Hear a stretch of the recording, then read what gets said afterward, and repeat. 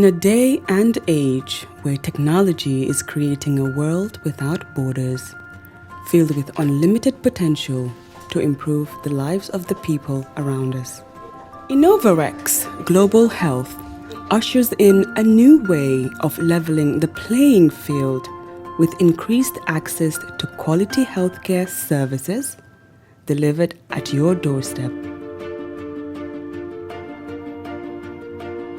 Our qualified professionals are equipped with state-of-the-art point-of-care testing technology to conduct tests such as kidney function, liver function, electrolyte tests, body composition, hemoglobin, A1C, and many more services with the highest efficiency in delivering results. The addition to our flagship Wellness on Wheels, more fondly known as WOW Delivery Service, brings the entire clinical experience full circle. IGH has remained committed to creating the future of healthcare delivery. Gone are the days of sending loved ones outside the country for basic medical services. Innovorex Global Health offers a new peace of mind and takes pride in delivering the quality of care we all deserve. For the first time in the history of the Gambia Printing Publishing Corporation proudly introduces the Baluo exercise book printing machine. The machine has the capacity to print more than 20,000 books per hour. Yes, 20,000 books per hour. It also prints magazines, newspapers, calendars, flyers, normal books and all kinds of printed documents plus items at affordable prices.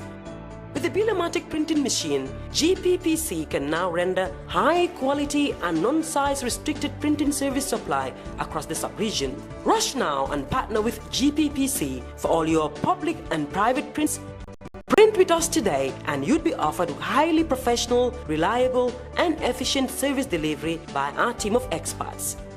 The Gambia Printing and Publishing Corporation is here to meet all demands and is reliable at all times. For more info, contact us on 437-4493 or 437-4402. GPPC is Gambian and it's yours. Alright. Honey, did you remind him that the last time he sent the money, it was not enough to buy all the provisions? Oh, sorry, I forgot to tell him. Are you guys talking about money transfer to buy provisions? Yes. But don't you know about Baluo? Baluo? What is Baluo? Baluo is a service that your son can use to send provisions directly to you guys from the shop. And you don't have to worry about the exchange rate. Tell me how Baluo works. It's very simple. Just log on to baluo.com and shop or download the app on your phone. You can shop on the website or using the app to buy online basic products for your family and friends. With Baluo, you decide what your money is spent on. Your money, your choice. Buy online products for your family and friends in the Gambia, Senegal, Nigeria or Mali. Baluo, better than sending money. Jamano Money Transfer Bureau de Change, your go-to option when it comes to money transfer.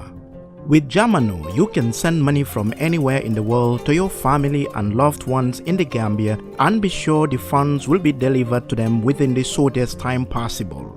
For your convenience, funds sent through Jamano Money Transfer can be picked from all the banks and multiple other financial institutions, including Ajib Bank, Trust Bank, GT Bank, Mega Bank, Basic Bank, Reliance Financial Services, and Approved Services. Visit our head office at Bruceby opposite AfricMed next to Trust Bank Limited or email us at info@jamanomt.com.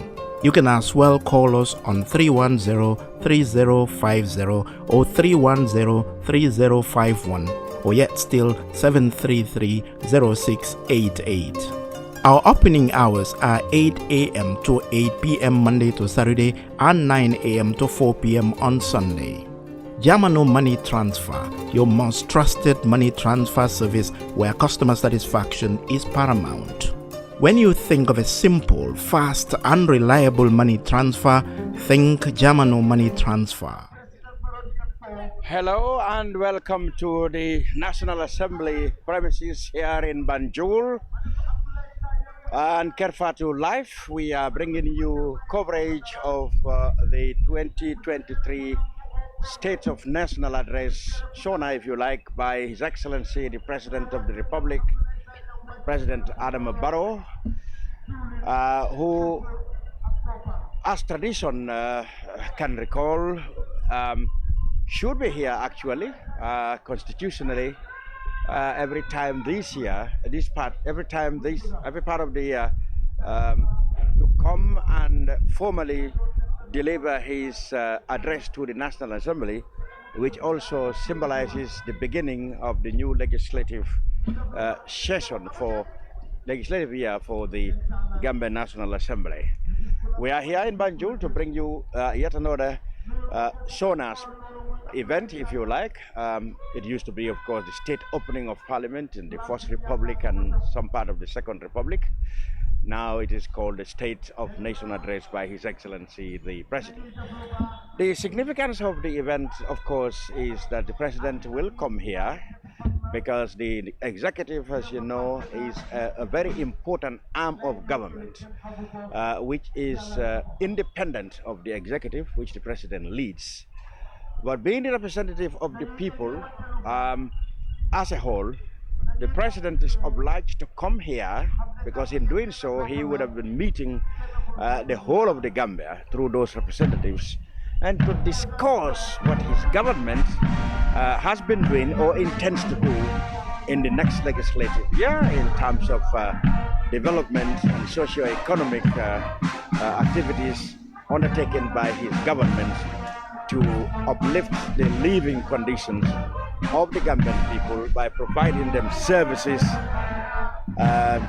that his government has formulated in terms of policies for the betterment of the country.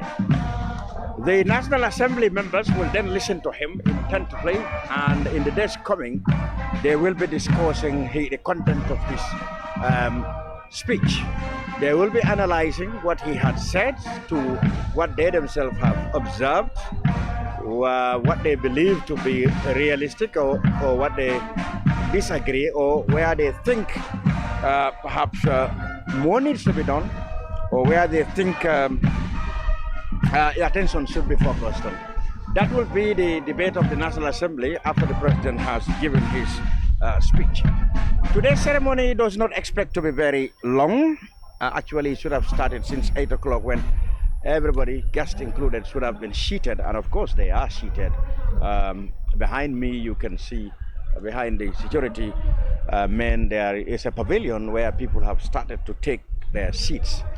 And then, of course, what will follow next is the military, which is led here by Lieutenant Colonel Abdullah Mbub. He is the officer commanding of the of 1 battalion, they call it, which is based in Yundum. He is the parade commander here. And here we have the Navy, we have Guards Battalion, as well as personnel from the regular army, the Gambia National Army. And when the President comes, first of all, of course, this parade will sing the national anthem and then invite him to inspect. And then, of course, he will then go towards the National Assembly building and go to sit at the Speaker's office, where he will have a tete-a-tete with the Speaker as the National Assembly members assembled for a photo shoot with the President. He will be greeting them, and then they will all go to the chambers. And once they are in the chambers, then the President will start his address, which will be the State of Nation Address. That will tell us, and the National Assembly members and all of us, what his government has been doing and intends to do for the betterment of the Gambia. Buba Gajiko and Ramatulai Jao, both of them from Kerr Fatou, are with me. Buba, welcome to another Sona. Thank you very much, Mr. Cham.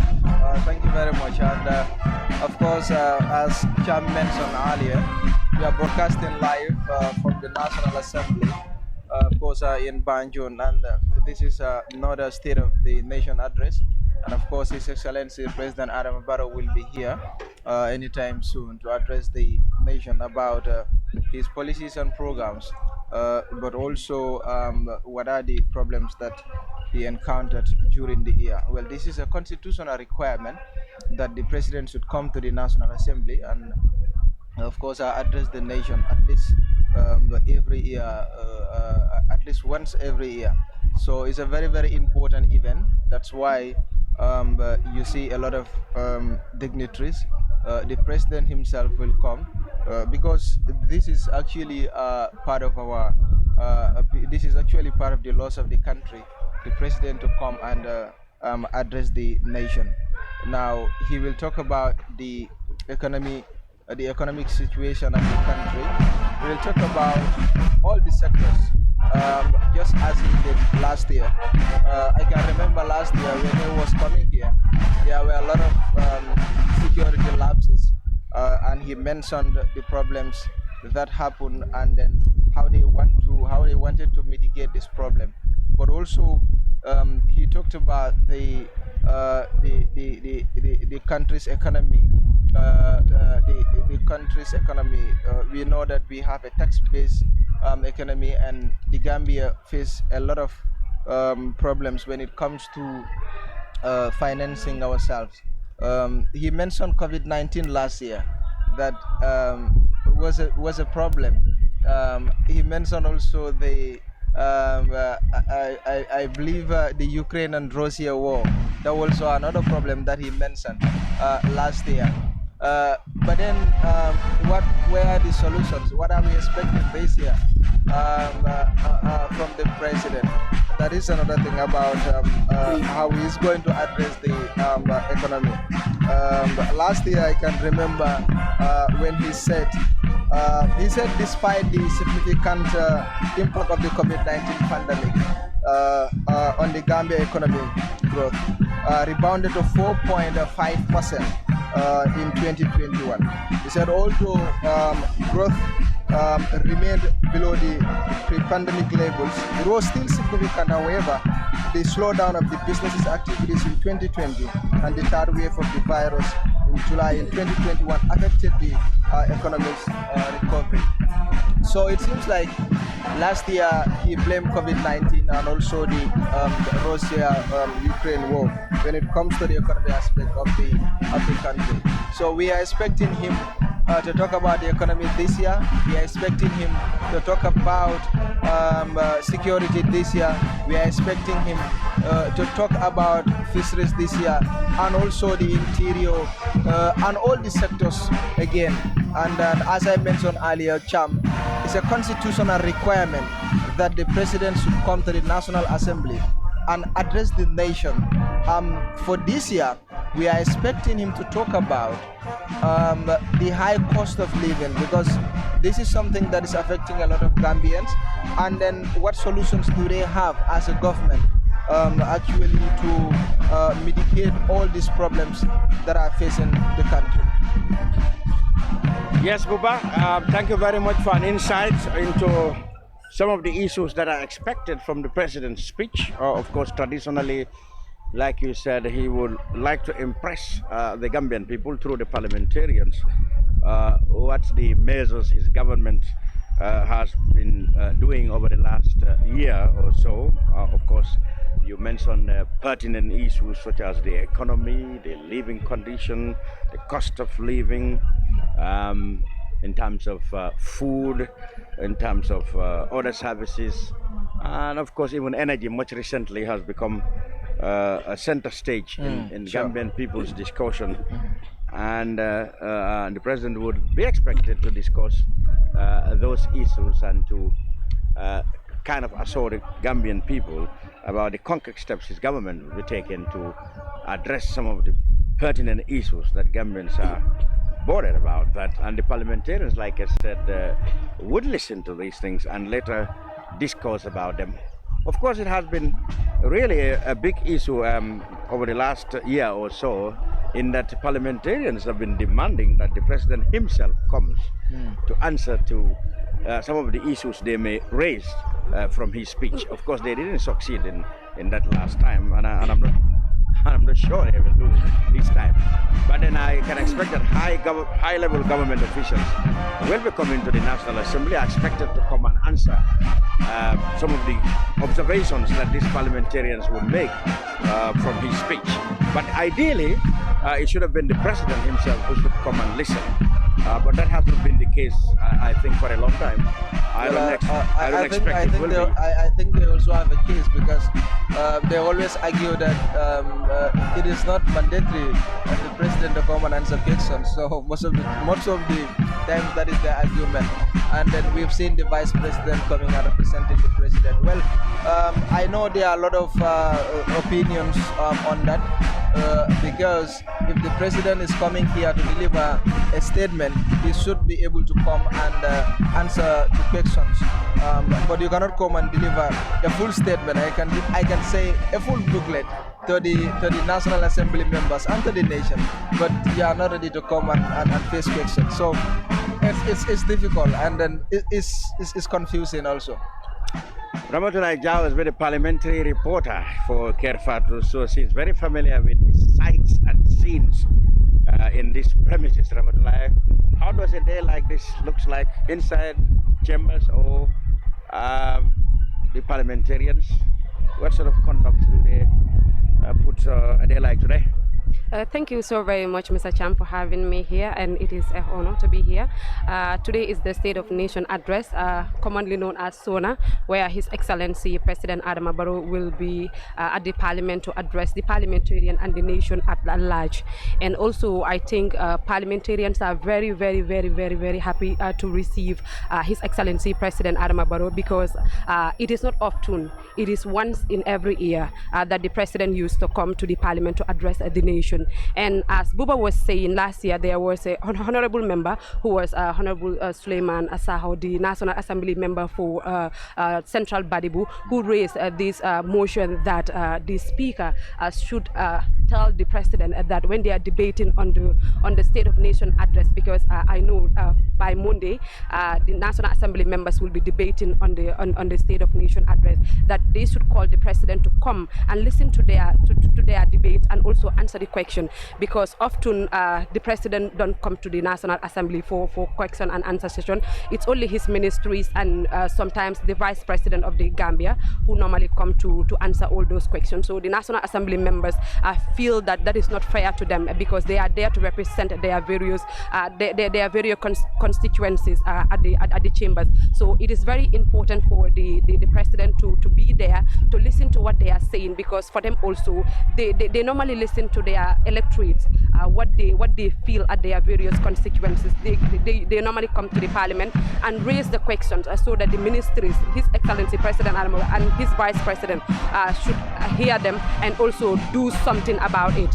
But it's like last year, it was a bit tough for His Excellency President Adama Barrow to come back to the Parliament, because many were saying it is not mandatory to His Excellency President Adama Barrow to come back to the Parliament to answer to questions.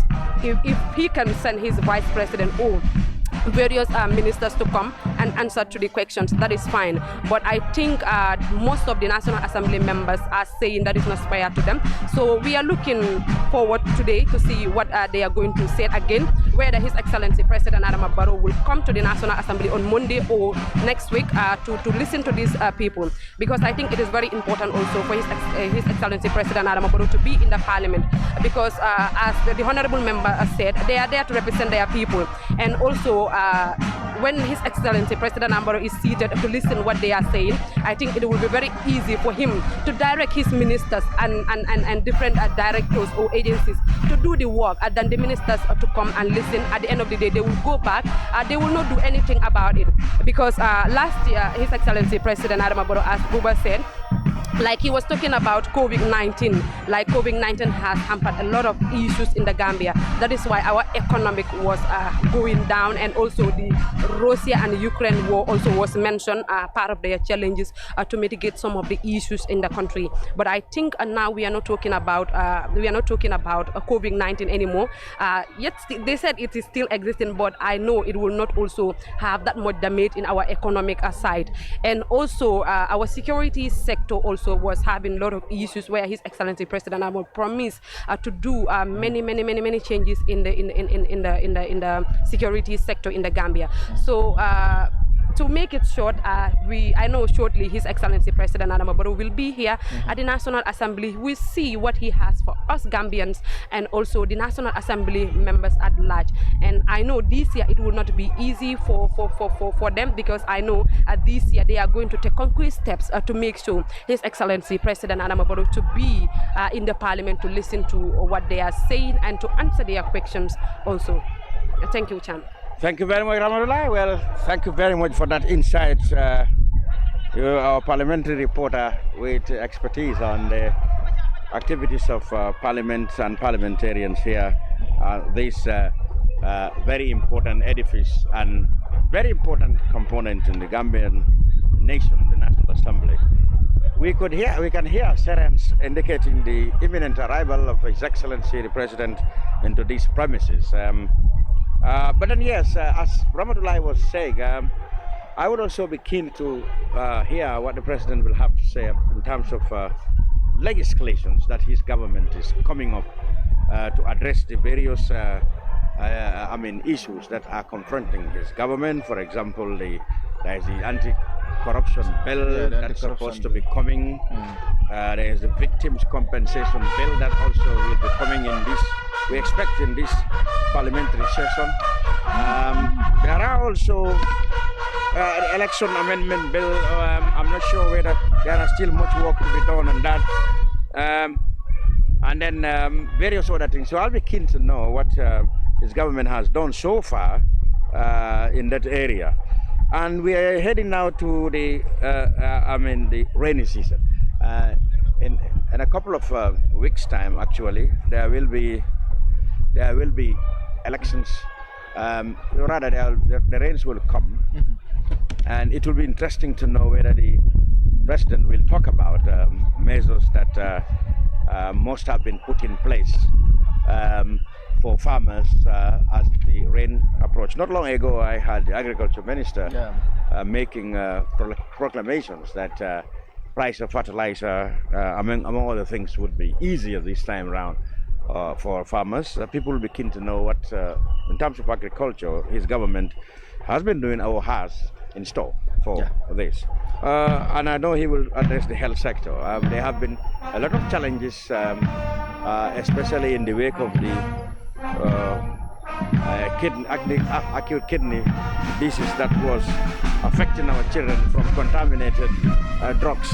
I don't know how much of this in detail would be coming, but I think the president will be keen to tell the people what his steps his government has taken to address those issues, including, of course, we had a recent parliamentary or rather presidential commission task force which recommended litigation against the companies who have been responsible for importing that contaminated drugs into the country.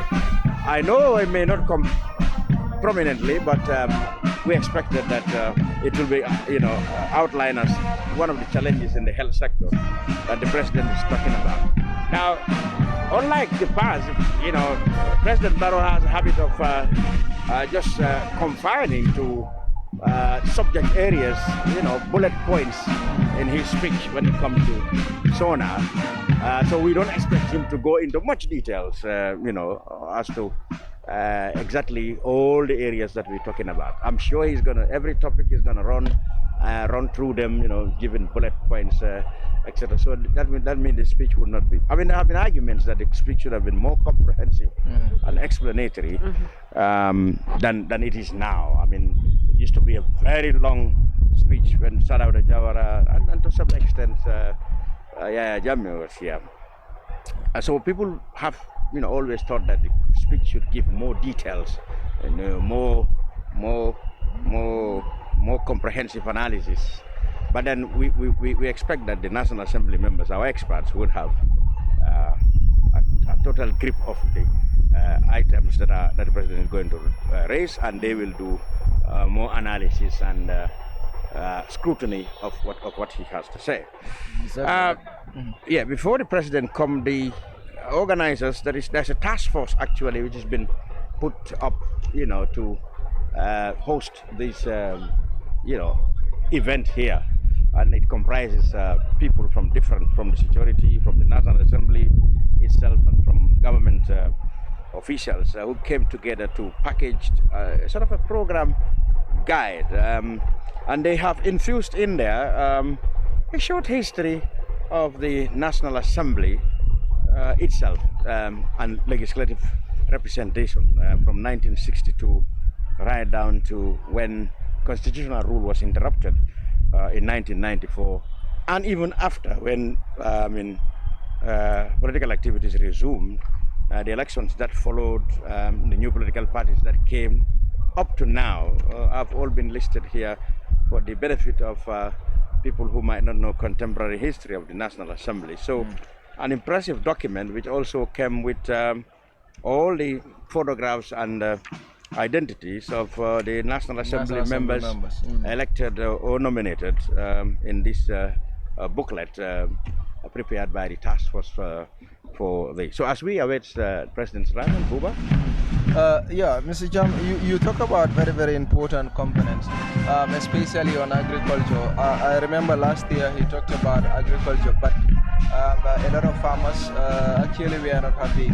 You remember last year was his first nation address after winning second term. But a lot of farmers were not happy despite voting for him during the 2021 presidential election.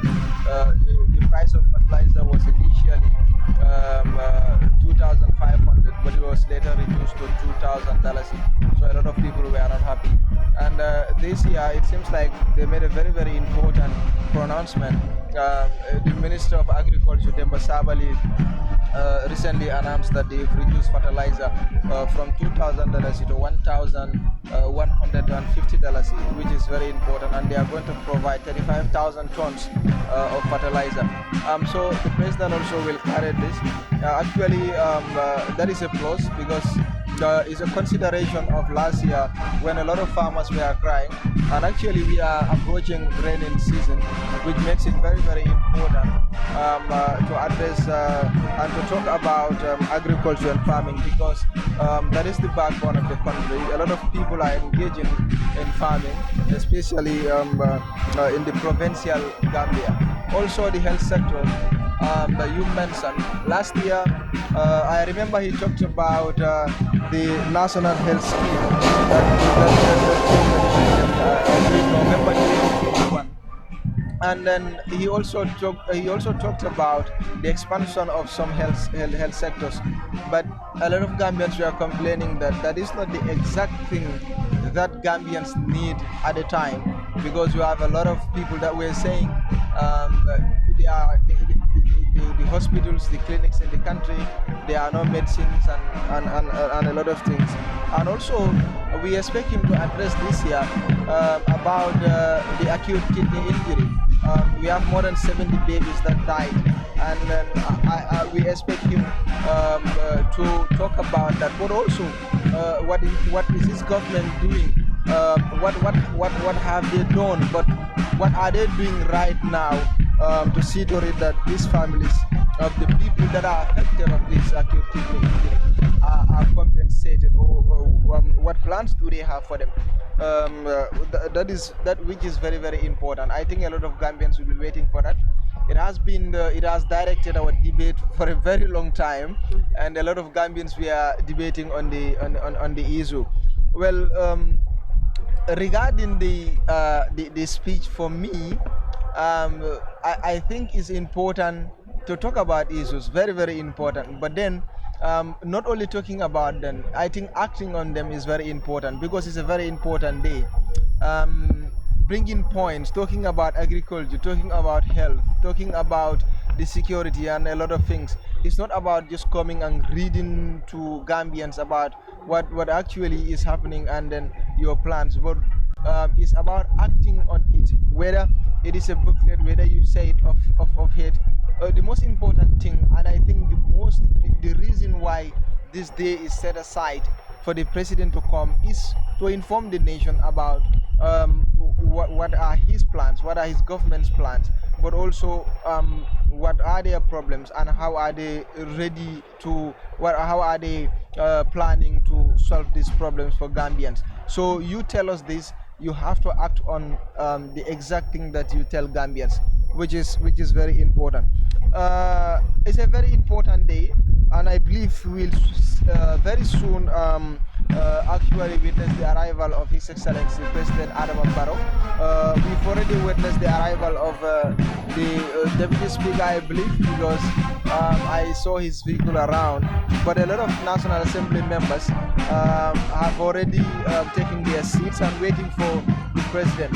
So we are expecting a lot of things. Of course, even security, you cannot compare the last year and this year, because I can remember 8 months ago when he was coming, there were a lot of security issues in the Gambia. A lot of people were killed, and people were expecting him to talk about, but actually he did not go into details in talking about those things.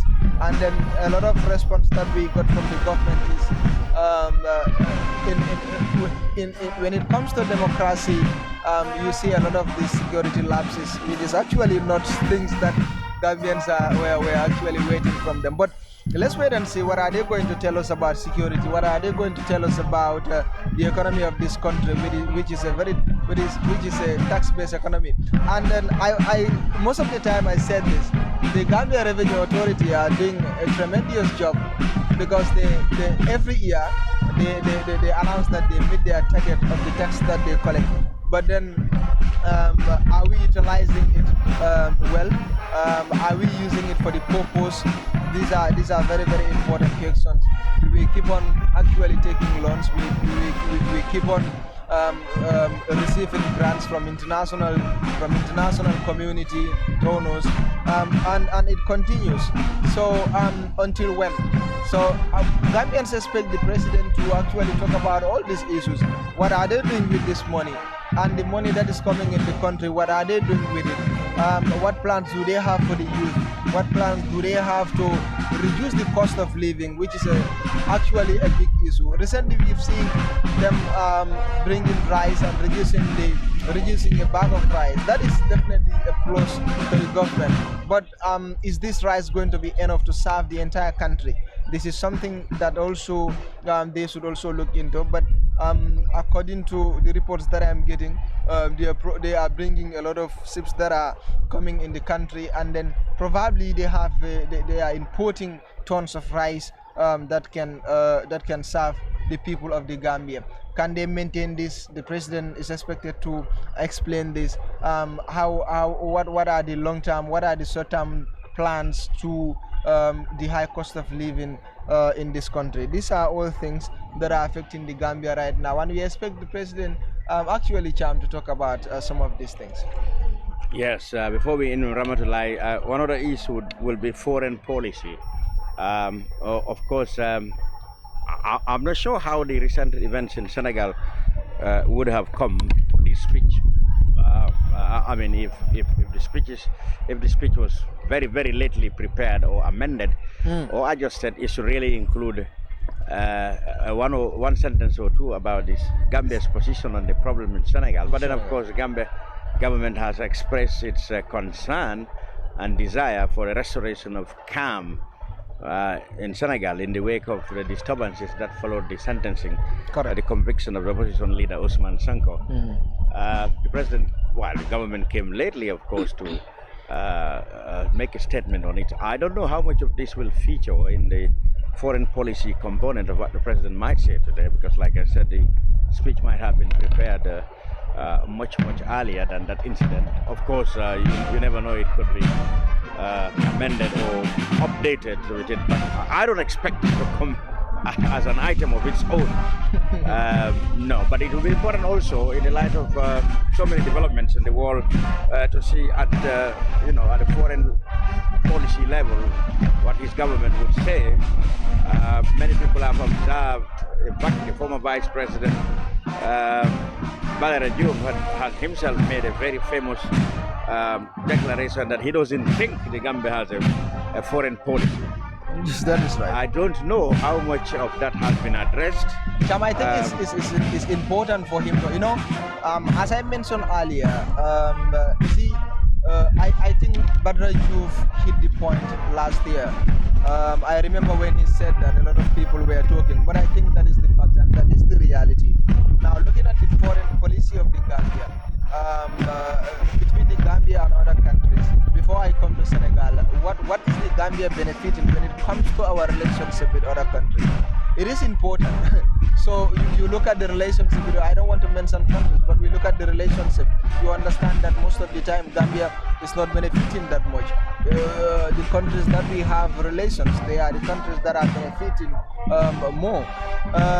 It will be very, very important to talk about the recent happening in Senegal.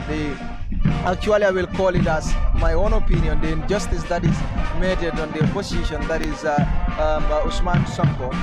I know, of course, Maki has been a very good friend to President Barrow since the formation of the coalition 2016 during the Jammeh regime, and actually he played a very, very important role. We expect, if such things are happening in Senegal, the president to come actually to talk about it, and then we as a Gambia should know what is our stand. Yes, I understand there was a press release that was issued, and they called on the government of Senegal to actually give peace, of course, to maintain peace in the country. But that is not enough. I believe the president today, even though this speech might be written before this event, but then he can include this. This is just actually a written speech, as I always say.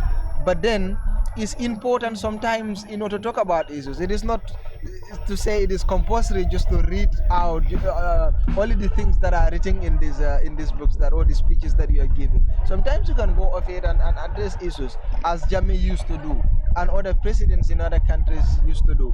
But then it seems like we'll soon witness the arrival of the president, because we can hear the sirens. Ramatullah, what can you remember? Any takeaways from his speech last year, particularly pertaining to... Mr. Cham, I want to talk about, earlier Buba was talking about the loans that Gambians normally take, because of recently the National Assembly members are ratifying a lot of loans from other countries, and many National Assembly members are worried about it, because they think it is high time for the Gambia government to put on plans where to generate funds for themselves, because just recently there was a honorable member who was saying that these monies will be paid back, and it will be paid on interest base, so it will really affect our economic. And also, when they are taking these loans, they are not taking it in dollars. These loans are taken in dollars, and when you are paying them, you're going to pay them in dollars again, and also in interest base. So the National Assembly members are really worried about this, because of recently they are ratifying lot of loans agreements between the Gambia government and other countries, and they are pushing the government to have a vision where to generate funds for themselves, so that Gambian can benefit from its own economy. I know it will be hard for the Gambia to depend on its own economy, but also they are not saying that the government should not take loans, but they should limit the loans that they are taking, because they are, even if this government don't pay it, the coming government will be paying it, and also it will be from our own money, which is the taxpayers' money. So they think that is really affecting our economic, and the government should do something about it. Yeah. So and the recent one, Cham, is the $50 million loan that they are taking for the private sector. According to the minister, this is a loan that will be given to the private sector, that is the business community, to see to it that the high cost of living is reduced in the country. But now, I think we also have a problem with some of these National Assembly members who don't understand most of the issues. They are given documents and some of them doesn't even read. Because I listened to some National Assembly members, Ramatullah was there, that said, I don't understand this document. And they said, I'm not even going to vote. And this is a document that is given to you to read actually. But then it's important to address that. But then I think that loan is very important for me, because the loan is not going to the government. The government is serving as a guarantor in that loan, and then the government is not actually paying. It will be given to the private sector, and the private sector will actually pay the loan. Yes, it's important. We expect the president to talk about it, because the loan that we are having, a lot of people are saying now, when you compare Jammeh's time and Jawara's time and the current situation right now, actually these are different governments, because the national anthem. We go with the national anthem and come back. The Republic has arrived.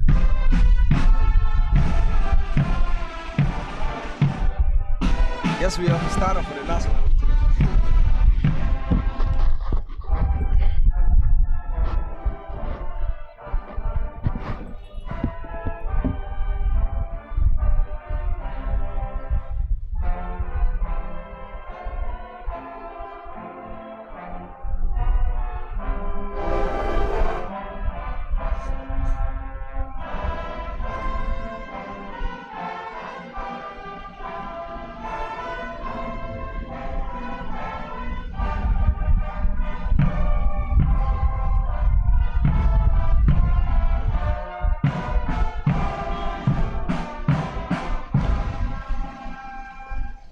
Right?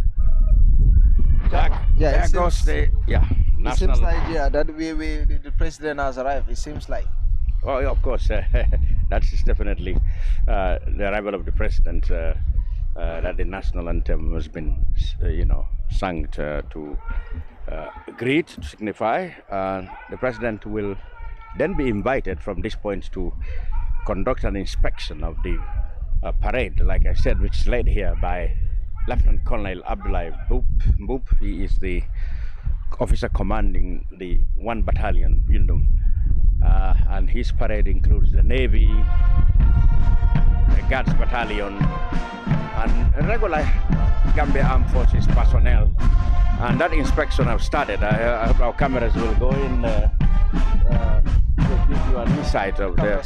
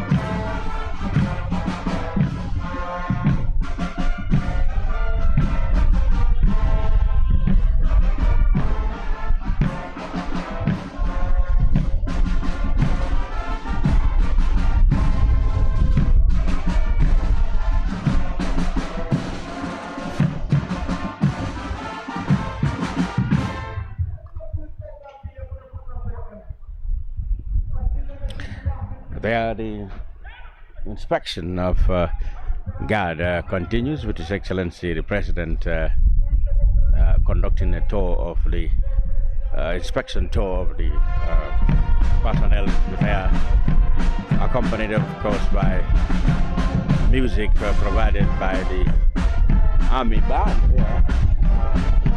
It's also very much part of the ceremony.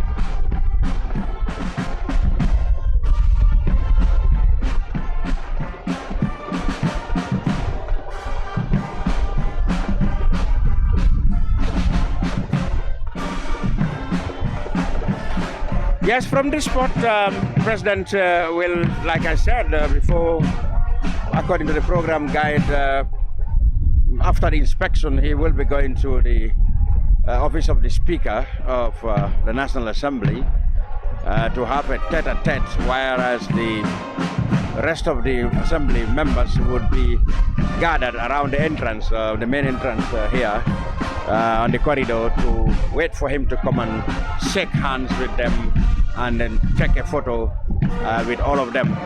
And then all of them will troop back inside to the chambers for His Excellency the President to deliver his State of the Nation address. And then we will have a lot of things to talk about. And then, of course, the Parliament will be adjourned for today. It's going to be short.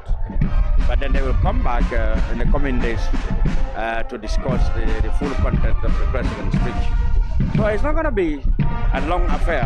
I mean, the longest part perhaps would be the President's speech. But then, like I said, it is now in the recent past, it's been abridged in such a way that it's normally certain bullet points, and categories that are mentioned by the President in passing. So even that can be long, fairly long, but then it is not as before when, a whole lot of information would be in the booklet and that will take the President a long time to deliver. So at the moment, the inspection of the guards is almost complete. The President is on the other end. After that, like we said, he will go to the Speaker and then meet the parliamentarians and then deliver his Ramadan. Yeah, all right. As you said, Cham, I think we'll soon start actually the State of the Nation address by His Excellency President Adama barrow. He just arrived here at the National Assembly premises. And of course, that is the army band behind us there. And the president actually, as Cham mentioned in the program guide, he will be in the National Assembly very soon. He'll be inside the National Assembly very soon. And actually, the entire Gambia will be listening to him today. What is he going to say? What is he going to talk about? Especially, I forgot to mention one thing, and that is tourism. It seems like there are a lot of problems when it comes to tourism in the country, and I'm sure the president will talk about it, especially when it comes to the security port. A lot of course, problems, a lot of debate from Gambians. People were saying that it has no use, but for the government, it has use, and they are going to maintain it. And then for many citizens, a lot of tourists are not coming to the Gambia because of the security port. And also other issues that are happening in the tourism sector, and we expect the president also actually to talk about this. Mbadingol ngal tentu kalje bake momo be Kerr Fatou jibe kandron ma falale ko the National Assembly mi alon ko abe Banjul na rajam min dron wala State of the Nation address nale o moy wala banko president kabrin akan loi bugoni ay silo diala le sangosan sinya kiring purasina ay diamu Gambia dingole ala programme olu abe lari nyaadile bari ay mune sodo Gambia bari mune problème mo ci ñaalon ko wala sodo bari ay sila juma le sodo ñaalon ko be problème mo jaara la ñaan loi sembo diala le pour ay woto bari Gambia dingol fanan e kela moyalal ni pour kaaje bol don e c'est la moy président wala ya long président wala problème mo muneti bari ay mun jaarali silol le sodo ay muneta bari molle ak ñindula mo lakkodolu wolle babulu mi alon kabe wolle do ko ndikam walatina kanaja andum be bengol to ale njembe sirin damen tente ñin tambo banko president fam futata bari jannati la futo ni sa fono ko député olu futatale yala sirangol ta deputy speaker minkera Sidi Njayti afutatale kada fo speaker minkera Faba debul Faba ka tombo jarade ilbe mo leti mi alon ko futatale andum banko president o science afutatale njigitale ko ngami ko nga fo nyame angale kangoto abe diamula fanna jamal lela adabe kolo kono wolem jada kende ala fannati da me alon ko nyinan sango diam jamal kera jele kabrin dindin misiara mo tan wuro wala nyongolti di fata sasa to mi alon ko kamin kumande kidney acute kidney injury wala mi ko kilolu e problème wol soto kabriye boro dolu min njigita ko president obe diamula nyin karola bari nala kilo ba kanum serun sango kabrana rajang a diamuta num minna wolem ila insurance health insurance scheme mi alon ko ya introduce November 2021 adiamu tan wala karola bare adiamu tan fana la fandirol mi alon ko ye walleke jata kedde ya bundalla Gambia jang bare ñinan sango problème ol sododa security fannala jigitale fana kabe diamu la jele bare mo jamal be diam kan ila robri le kay rob ñamen silolu kan ni findita dol bi jele bu ka hañi serun sango dum kabra kana national assembly en sa fonole ko wotumole security problème o be Gambia banko kan bake bare amandum security koto bake surtout wotumola kol mi alon ko wolle kera bare jikita ko be fanam fola janne ko ala diamolu konole bare anin tourism sector mi alon ko sayng luntan jamalu bijele mi alon ko mantrana kan Gambia nyawnya dolu bina kan ne bare dolu be mantra kontande man sakundara tamandir nyaalu mi alon ko be wolle ki kan ni nata tourism la sector la jikitale ko be fanan adresse la le aya fo mole sirol jumal le suro pour ka je ko problème mo bil bije pour si jarano nyaamen ñilbe mu kolleti mi alon ko bimba expectant president nyaamen bare abe diamu la fanna jamal le la all the sectors abe diamu la karola le ñe demo la karola lembang security la karola lembang senola bundala lembang ali alon ne serun sango min kera jambando ti a seta num bakele kabre a sita ala tam fulanyango do jambando ya kele num wuli fula kemelulu bari nata jinde wuli fula senela jamal man tra kontandi wo karola bari ñinan sama ngajele ko kibadi ma balem kabrin jambando ministre mbi marani agriculture ko la senola fannala a kankula ko jambando datalale ñinan o dalasi wuli killing dalasi keme dalasi tan lulu andum jigitale ko ñimbe kala welcoming news despite mo jamal bijele mi alon ko wolf ko hani saying jambando anyanta talalale bari jigitale ko president of fanambe ñi adresse lale andum ay mone soto senelale bari mo jamal men kumbo kan wolem fengol la dala fati Gambia jang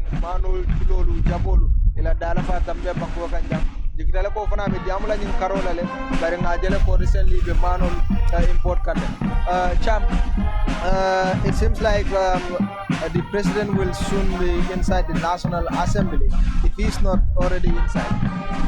Yes, he should be at the Speaker's office, I guess, after which of course he'll come out to meet the MPs at the corridor there and then to the chambers. Ramatullah, you want to take us through before we now go straight to the chambers for the speech? Thank you so very much. Comme nuñ ko fi nekkoon di waxee depuis suba mbokk yi ñu ngi la ñuy nuyu di leen jaajëfal di leen wax ne Kerr Fatou ngeen nekk di seetaan ni live ñu ngi fii ni Banjul foo xam ne foofu moo nekk si pencum ndawi réew mi moo nekk National Assembly of the Gambia foo xamante ne His Excellency President Adama Barrow moom nag njiiti réew mi nekk na koo xam ne tey teewu na si biir National Assembly bi ndik luwa moo ko may pour at bu nekk mu ñëw waxtaan ak doomi Gambia yi ak député yoo xam ne ñoo nekk fii nii si pencum ndawi réew mi pour mu waxal gaay wala mu waxtaana gaay jafe-jafe yoo xam ne moom nguuram si yooyu lañ nekk di jànkuwanteel ak tamit ñoom last year muy daaw ñoom yan façon développement la gaay si biir Gambia bi ak tamit ñoom yan plans la gaay amalal waa Gambia yi moo nekk ñoo xam ne ñoo saanil gaay karta ndik soo leen bàyyee xel président bi nekk na nit koo xam ne Gambien si yaa ko saanil karta pour mu toog foofu noonu sa State House si pencum ndawi réew mi tamit député yu fa nekk yëpp ñooñu dañ jógee si i tundu yoo xam ne foofu noonu tamit i Gambians ñoo saanil gaay karta pour gaay ñoo teewal gaay fii si pencum ndawi réew mi ndik ñun ku nekk mënut a ñoo toog fii waaye dañoo seet nit koo xam ne óolu nañ ko xam nañ ne suñ ko joxee suñ karta dinañu liggéeyal ak tamit suñ ko joxee suñ karta xam nañ ne suñ tolof yi dinañ ñu ko fajal moo tax it dañ dee taana gaay isi gaay fii si biir pencum ndawi réew mi moo tax it His Excellency President Adama Barrow at bu nekk loi bi may na ko pour mu ñëw mu waxtaan ak ñooñu nga gis su waxtaanee ñooñu tam dañoo delluwaat ak gaay seen various constituency yi waxtaan ak gaay seen electorates yi waxlal gaay His Excellency President Adama Barrow moom nag lan la amalal gaay si 2023 legislative year bi nii ak tamit last year ndik xamoon ngeen ne 2022 His Excellency President Adama Barrow ñëwoon na fii nii si pencum ndawi réew mi waxtaan ak National Assembly members yi ak Gambians yi moo tax gaay ñu ne ko ne State of Nation Address moo tax it pour waxtaan ak Gambien yi His Excellency daaw nag moom nag waxtaanee nag mbir yu bëri ndik sectors yi across the country sectors yi yëpp fii nii si biir Gambia daf dee waxtaan si gaay seen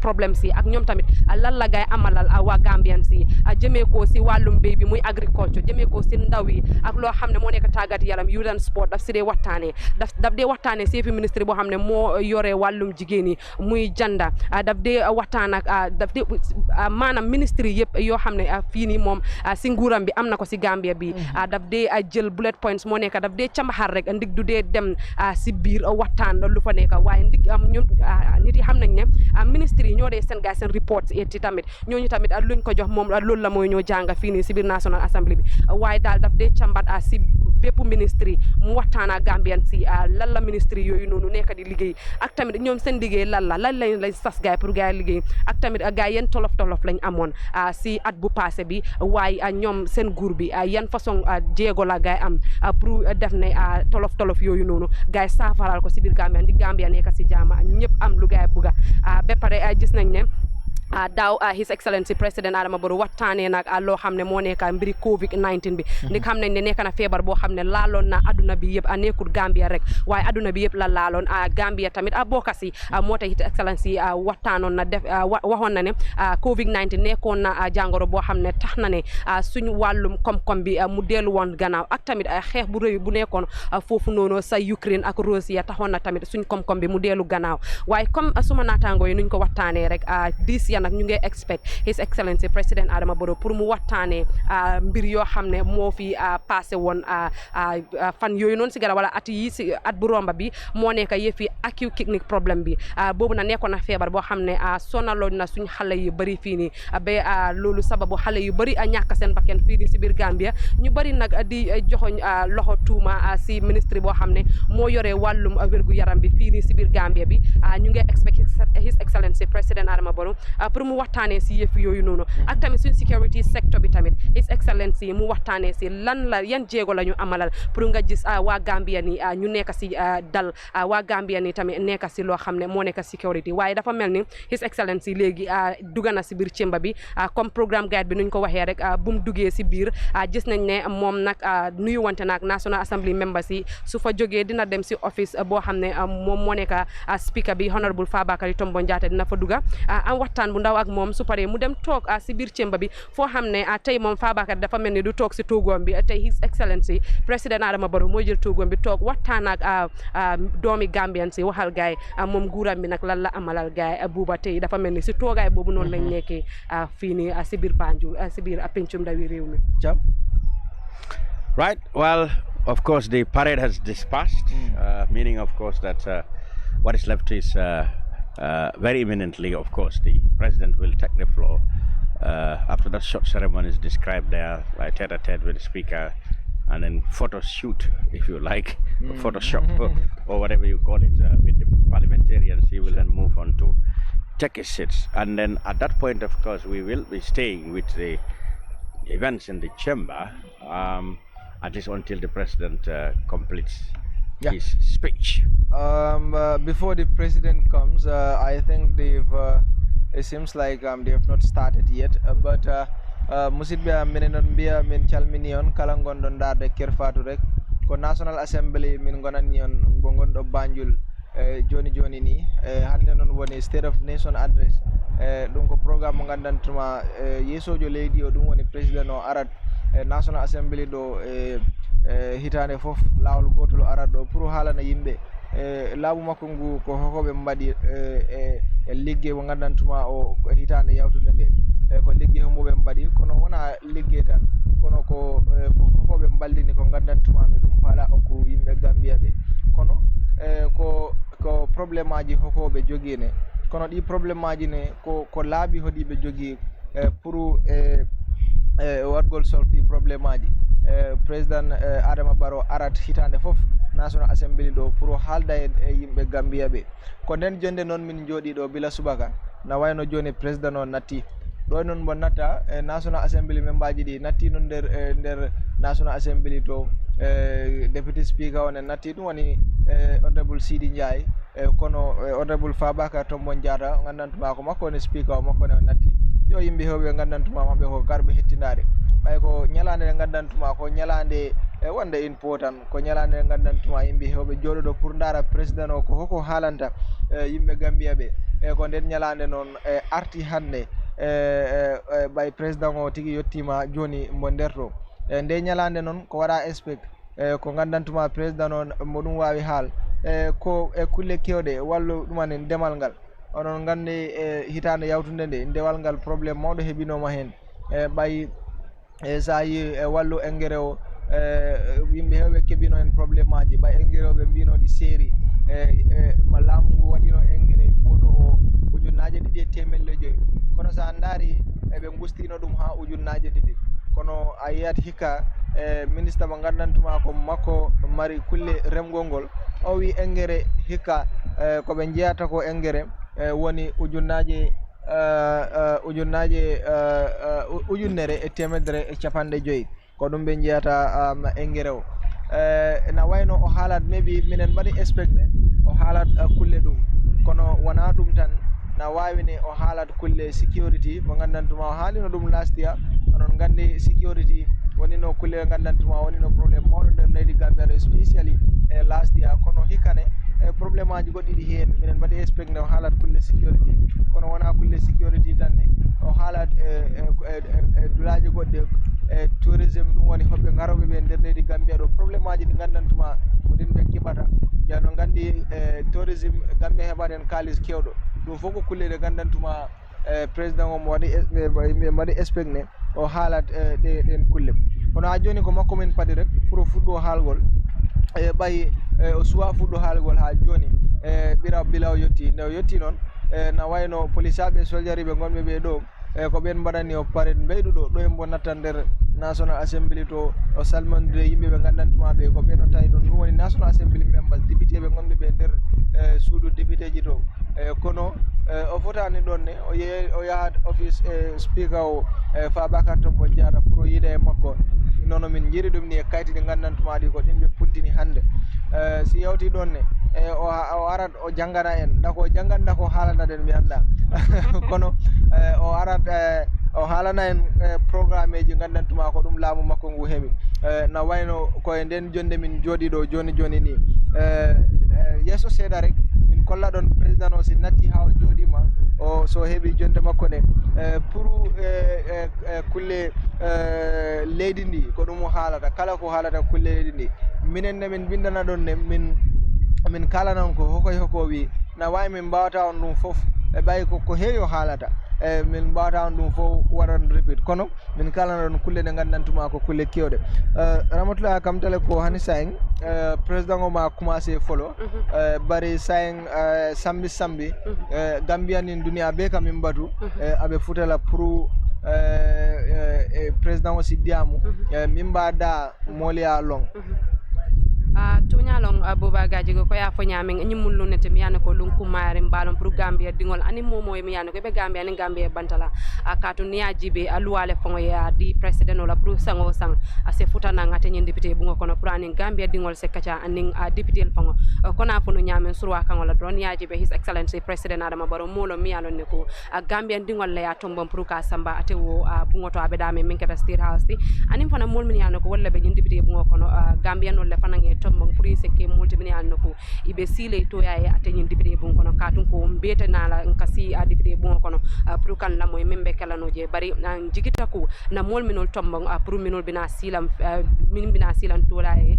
a député bon kono wol mum mollete min yalon noko an president o e fengo fem foyi to dum fana be kala mollete min yalon ko be murunna ila tundol kanne pour ni la mol fana se kacha wala tina kumaya tabake serun sangola tumala minate president Adama barrow fotata no atenyin député bon kono kala kacaldi binanga pareta député mi yalno ko wala be siring central body buto ya te dum wultale ka motiono sikandi wala mo aning speaker mi yalno ka tele be nyaton ka aya tandala ko kabe kumaya la bakele.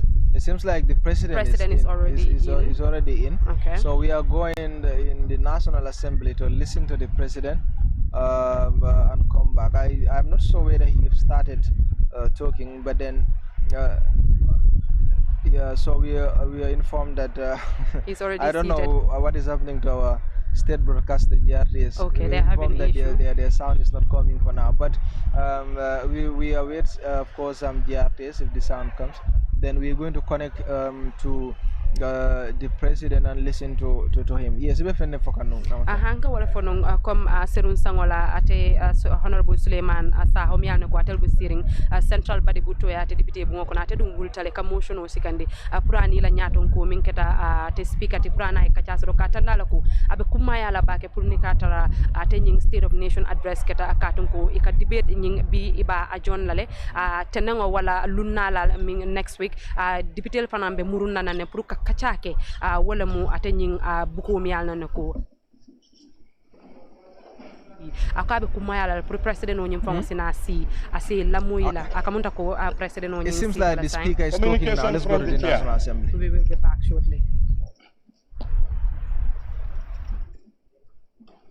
Your Excellency, the President of the Republic of the Gambia, Mr. Adama Barrow, Your Excellency, the Vice President of the Republic, my Lord, the Chief Justice of the Gambia, former speakers and deputy speakers of the National Assembly, Honorable Deputy Speaker and members of this August Assembly, Honorable Cabinet Ministers here in present, former members of the National Assembly, members of the Diplomatic and Consular Corps, regional governors, Lord Mayors, and chairpersons of area councils, leaders of political parties, Secretary General and Head of the Civil Service, and all senior government officials, service chiefs, vulnerable religious leaders, distinguished guests, the press, all other protocols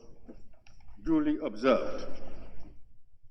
Honorable members, in accordance with Section 77(1) of the 1997 Constitution and Clause 24(1) of the Standing Orders, His Excellency, Mr. Adama Barrow, President of the Republic of the Gambia, is here today to attend and address the sitting of the National Assembly on the condition of the Gambia, the policies of the government, and the administration of the state for the 2023 legislative year. In this regard, I wish to extend on behalf of both sides of the Assembly a warm welcome to His Excellency the President to the National Assembly. Honorable members. Point of order, Point of Mr. order. Speaker. Point of order. Point of order. Yes, honorable member. Minority Leader. Honorable Speaker, I'm standing on Order 17H of the Standing Orders. That is, clapping shall not be permitted in the chambers. So, thank you, honorable member. Sustained gallery. We don't usually clap in Parliament. You see parliamentarians, they tap on their tables to express gratitude. Honorable members, His Excellency's presence in this assembly today is significant in our parliamentary calendar. It will enable honorable members of the legislature to have the opportunity to hear from the head of the executive, that's the president, on the condition of the Gambia, the policies of his government, and the administration of the state. Honorable members, this year marks the President's second State of the Nation address to the 6th legislature in our democratic dispensation. Traditionally, this particular sitting of the Assembly attracts Gambians and people from all walks of life. Therefore, on behalf of both sides of the Assembly, I welcome you all. On that note, honorable members, I wish once again welcome His Excellency the President to the National Assembly in fulfillment of his constitutional mandate. I thank you. Clerk, can we proceed? Motion. State of the Nation Address 2023 by His Excellency the President of the Republic of the Gambia. Honorable members, I have the singular honor and privilege to invite His Excellency Mr. Adama Barrow, President of the Republic of the Gambia, to deliver his address. Your Excellency.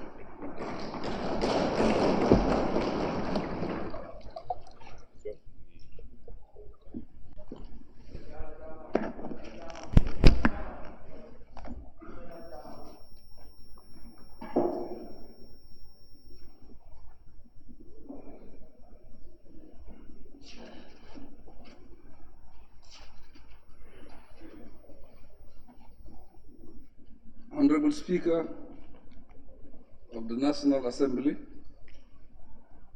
honorable members of the National Assembly,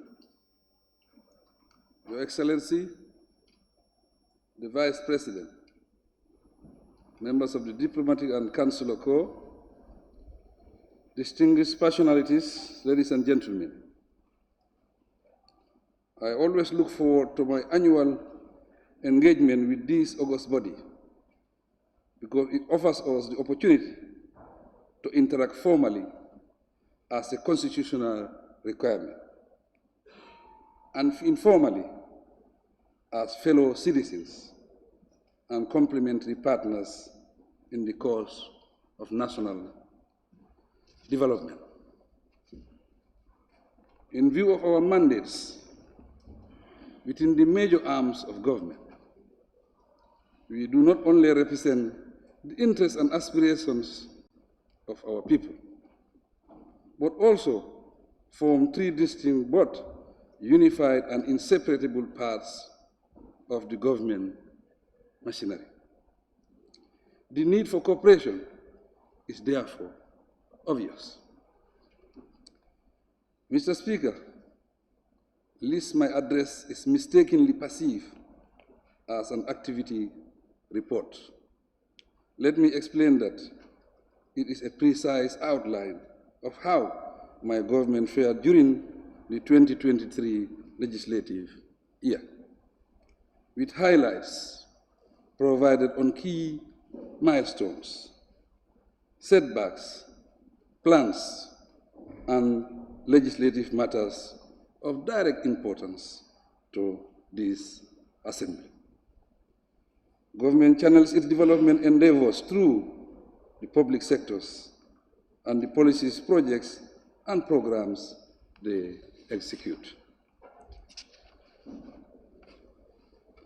My deliberation centers on such interventions, as well as bilateral and multilateral engagements and events of special relevance.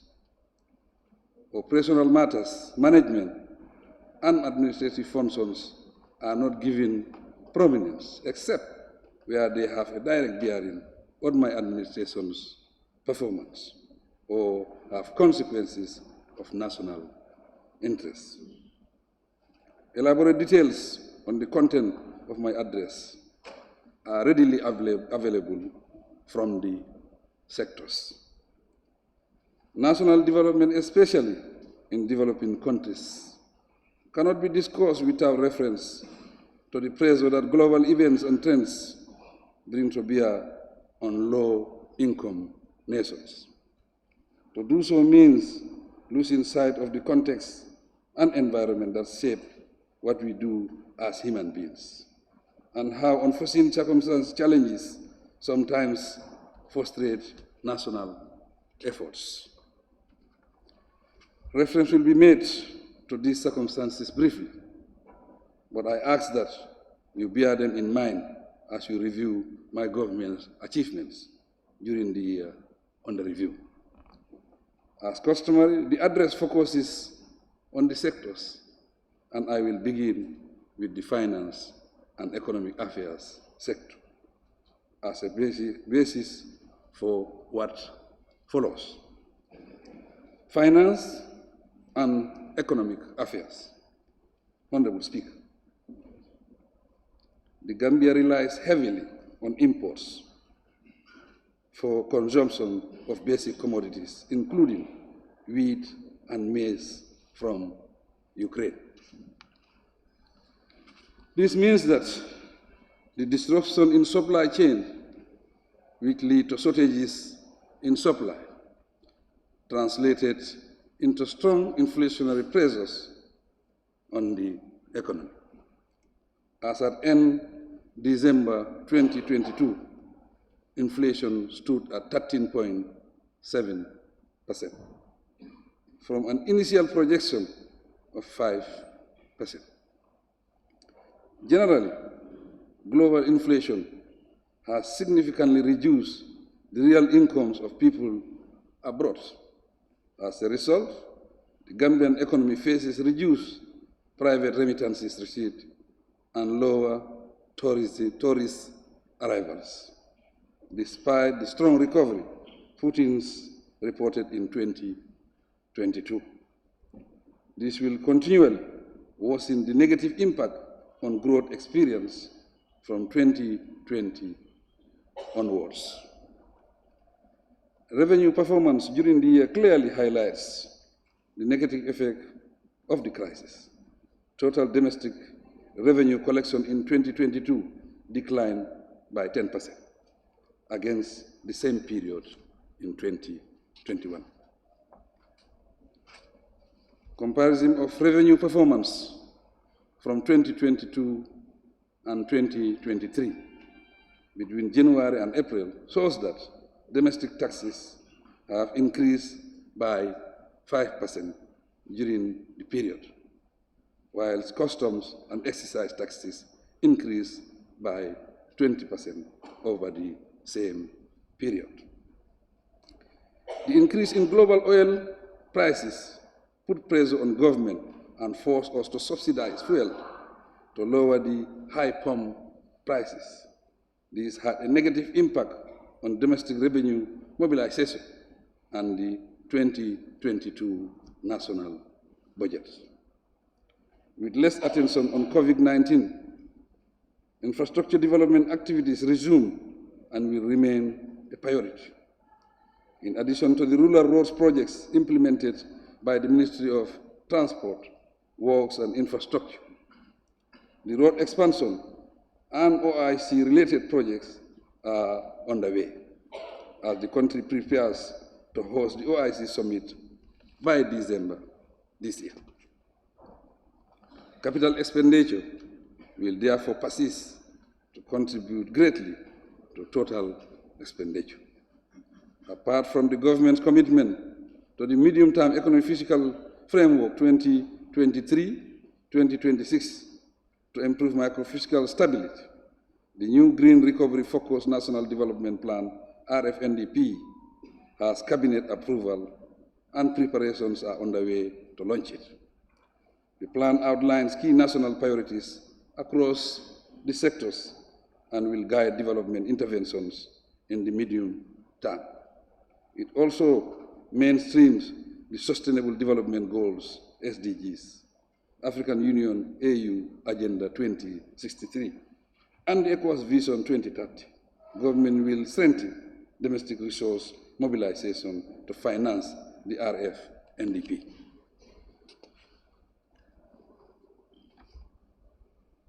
An International Monetary Fund IMF team visits the Gambia, conduct a diagnostic exercise of the country's governance and corruption vulnerabilities.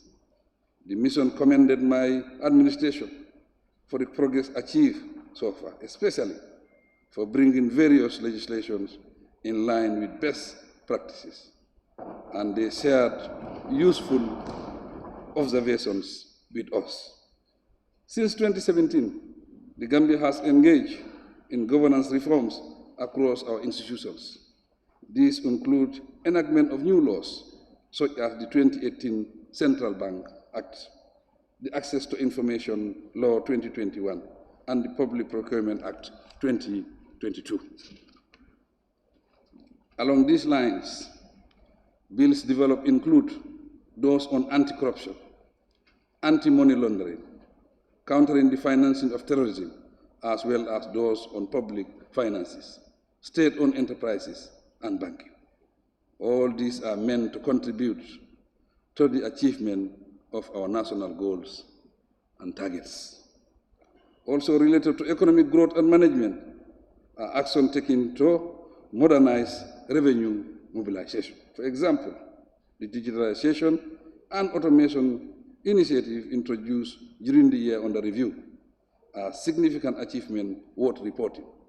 Rolling out the GRA automated system for custom data Ashuba wall and the ongoing efforts to develop an e-procurement platform will jointly upscale revenue generation for development purposes. Furthermore, my government has brought the banking sector regulatory and supervisory framework closer to international standards.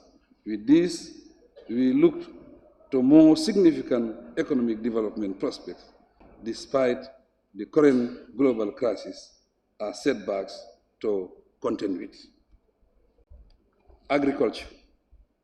Mr. Speaker, the agriculture sector is strongly committed to strengthening its policy, environment, and program implementation efforts.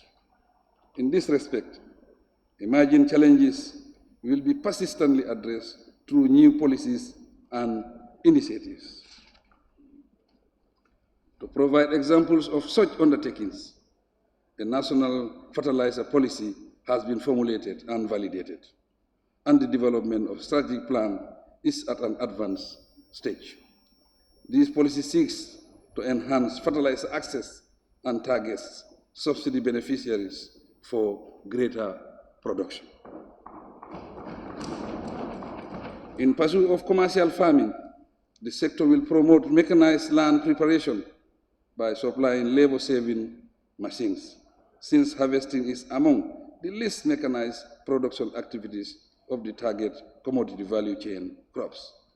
Investment will increase to mechanize the harvesting of cereals and stimulate increased mechanical tracing.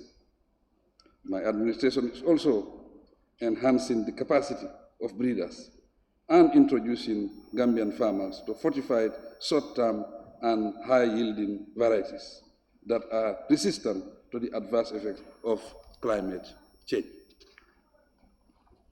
Using PPP models, we will foster the establishment of processing companies to establish processing and production systems. Hopefully, these interventions will generate employment and market value promotion. There will be an incentive-based risk-sharing system for agricultural lending. The Minister of Agriculture has initiated the Gambia Incentive-Based Risk-Sharing and Agricultural Lending Facility project to improve access to finance by de-risking lending to the agriculture sector. The project will collaborate with financial institutions to avail farmers and value chain actors of the needed finance for a transformed food system.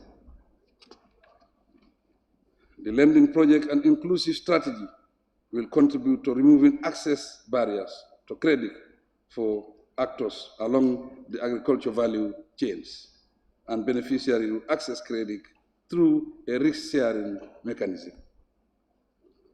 Communication and digital economy.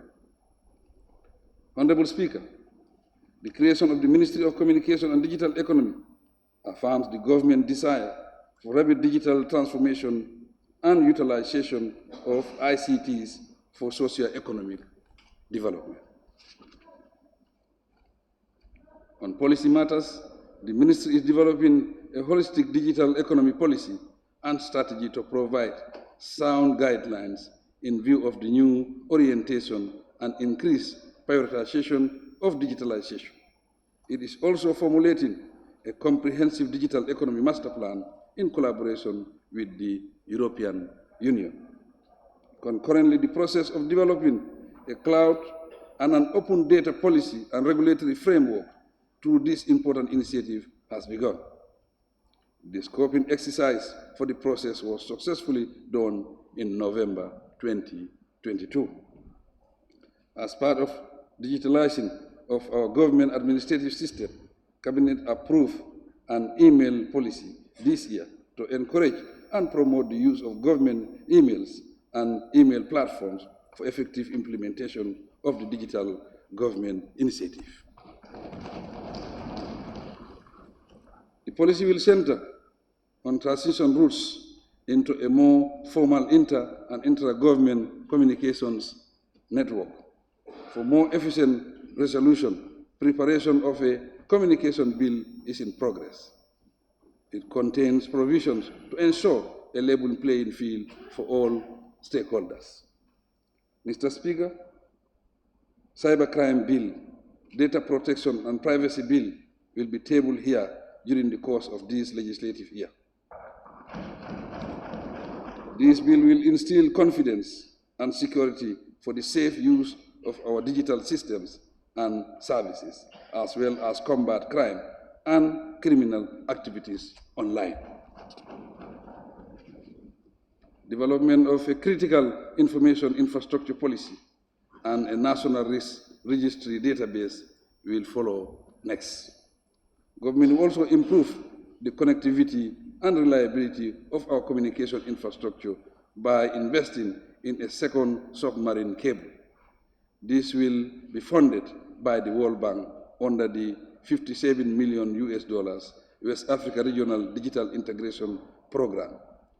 The financing agreement will be brought to this august body for ratification. Equally proposed is the adoption of a Startups Act during this legislative year. The framework is to articulate provisions for startups and give the country's youth more opportunities to reap the global digital dividends. The long-term evolution LTE 4G network, commissioned in 2015 as part of the ISDB-funded ECO1 project, was expanded in 2022 with 4 new additional base stations. Since its commissioning, the LTE network has saved government about $22.8 million annually. Besides, the ministry has allocated $6 million for its 2023 local development budget to support the LTE network and related sector activities. Ensuring cyber resilience development has been a major focus of my government over the years. The adoption of the cybersecurity policy and strategy in December 2022 further demonstrated the executive's commitment to this matter.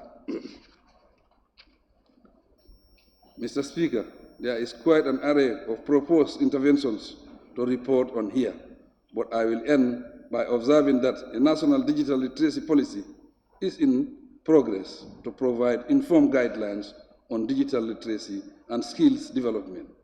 These are all highly commendable initiatives. Defense, Honorable Speaker. The Ministry of Defense works closely with other security institutions to maintain peace and stability in the country. To achieve this, the Ministry has developed 3 crucial documents. They include the first ever National Defense Policy, which has Cabinet approval.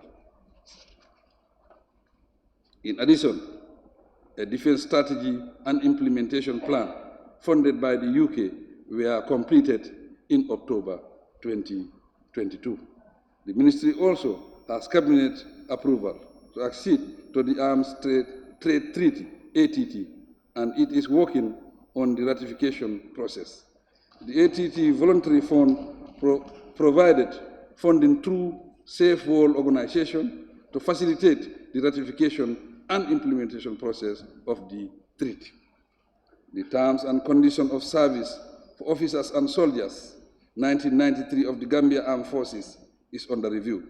Similarly, work on the Gambia Armed Forces Bill is progressing to replace the current Act of 1985.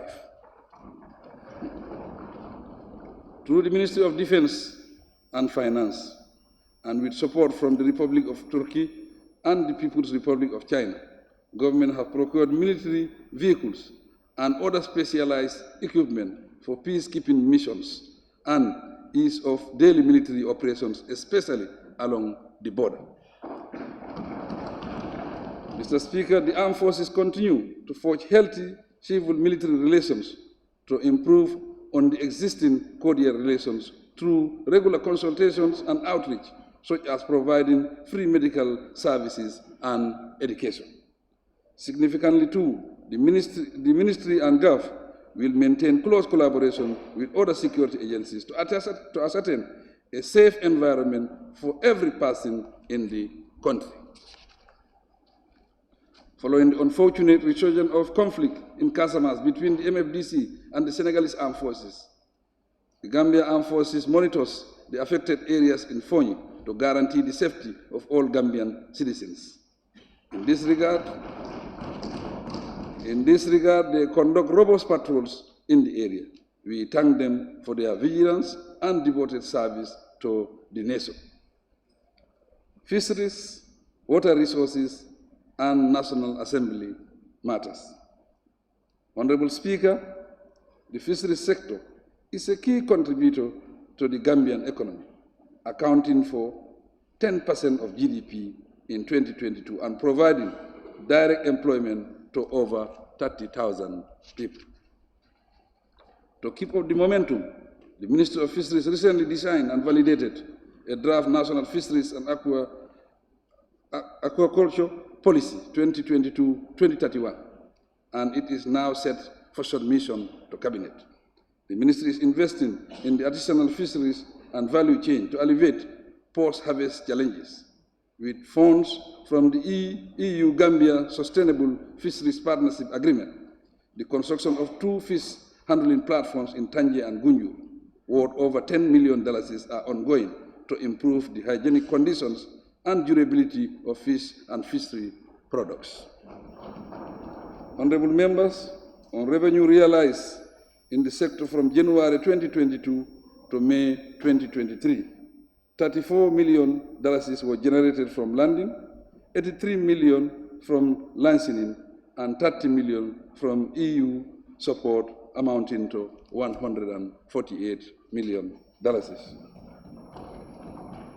The European Union, under the Sustainable Fisheries Partnership Agreement, continues to provide the fisheries sector with $30 million support annually.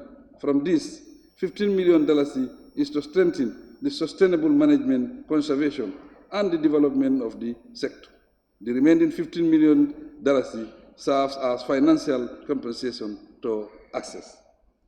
Mr. Speaker, major reforms are progressing to lead to more efficient management of the country's water resources in conformity with the integrated water resources management principles.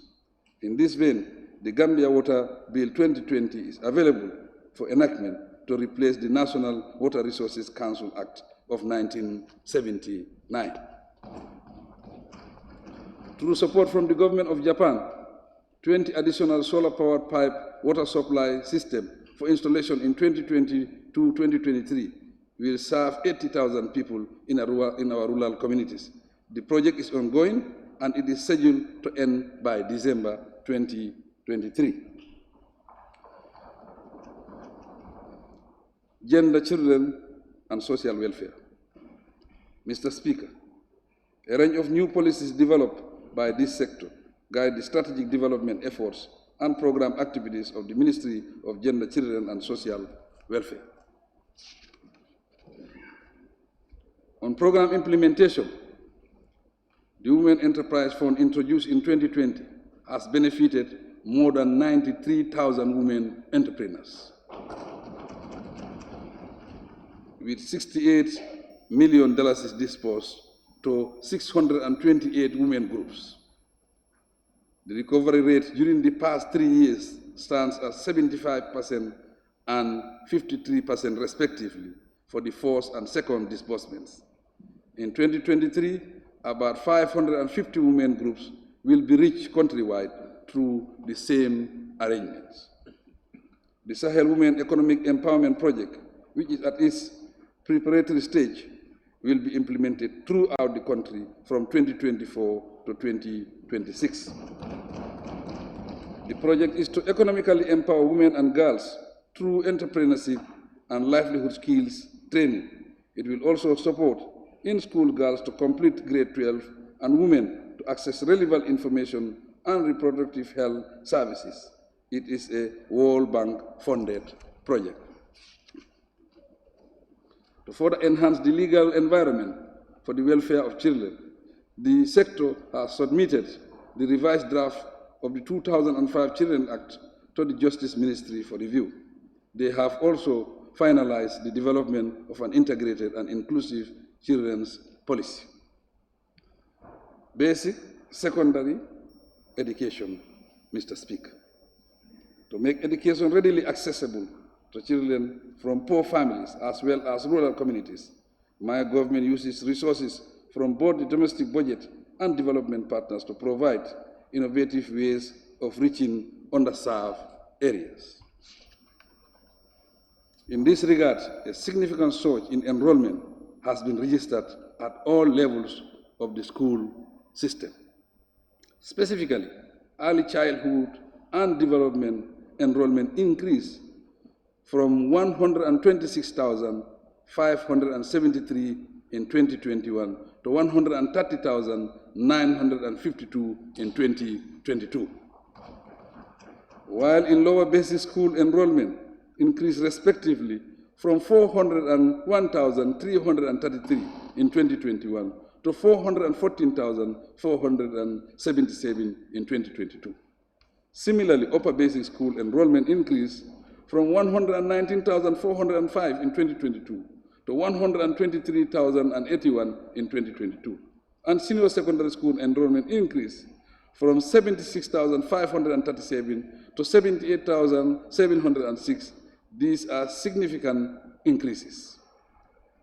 To meet the increasing demand for education, my government increased the number of schools for all levels from 3,426 to 3,518 between 2021 and 2022. To ensure quality education delivery, we consistently train teachers for both basic and secondary schools. Through these training packages, a significant increase in the number of qualified teachers is evident at all levels of the school system. At the early childhood development level, for example, the trained facilitators increased from 3,018 in 2021 to 3,283 in 2022. At the lower basic level, the trained and qualified teachers increased from 10,614 to 11,302 between 2021 and 2022. Similar trends exist at the upper and senior secondary school levels, showing an increase from 5,787 to 5,881 and 3,211 to 3,394 respectively. As a result of all the investments in both access and the quality of education delivered, the number of students attending 0 credits or 0 passes in the West African Senior Secondary School examination dropped significantly from 1,477 to 884 between 2021 and 2022. This represents a percentage drop from 9.4% to 5.91%. The drop in the fail rate corresponds with the education policy target of making sure that every WA student goes home with a certificate. At the upper basic level, the number of students attending 0 passes or aggregate 54 in the Gambia Basic Education Certificate Examination dropped from 2,044 to 1,962, translating into a percentage drop from 8 to 7%. On the other hand, students attending aggregate 6 increased from 19 to 31 during the same period. Furthermore, the number of students with the government pass mark of aggregate 42 and below for entry to senior secondary schools improved from 47.2% in 2021 to 49.7% in 2022. Despite all these gains, my administration remains committed to better education. To this end, a teacher competency assessment piloted in 2020 and 2021 has been rolled out. The assessment ensures that teachers who graduate from the Gambia College at diploma and advanced diploma levels have the basic standards, competence, and content knowledge to be recruited to teach in public schools. We are collaborating productively with our development partners, and I thank them most sincerely for their laudable support. Through such partnerships, 2,597 new classrooms and 3,116 toilet kibbles in the madrasa and conventional schools were built within the last 5 years. 1,549 classrooms were rehabilitated during the same period, and 10 schools were identified for complete renovation in 2022. 498 classrooms and 556 toilet kibbles are currently under construction. Finally, because teacher factors contribute to performance, the sector has built 1,076 rooms countrywide for teacher accommodation. There are plans to increase the number significantly to ease accommodation challenges for teachers and motivate them for better output. Higher education, research, science, and technology. Honorable Speaker, the tertiary and higher education sector remains committed to equitable access to quality tertiary and higher education for all Gambians, as well as promoting and strengthening research, science, innovation, and technology in the Gambia. In this direction, its transformation program is on course. In line with the new focus on Tibet, through its strategic plan 2021-2025, and in collaboration with its partners, the Ministry is expanding access to Tibet programs. In this respect, the University of Applied Science, Engineering, and Technology will dually provide higher education and Tibet programs. My administration provides scholarships and financial assistance to needy and deserving students to undergo training programs both within and outside the country. At the UTG alone, over 1,600 students are on government scholarships, and over 500 students from other tertiary institutions benefit from government scholarships. This is in addition to the 85 bachelor's degree students in engineering at USHEP. The government, through the ministry, has allocated over $100 million for scholarships and financial assistance to deserving students. Additionally, the ministry plans to implement a student loan scheme for this year and for more students to access higher education programs.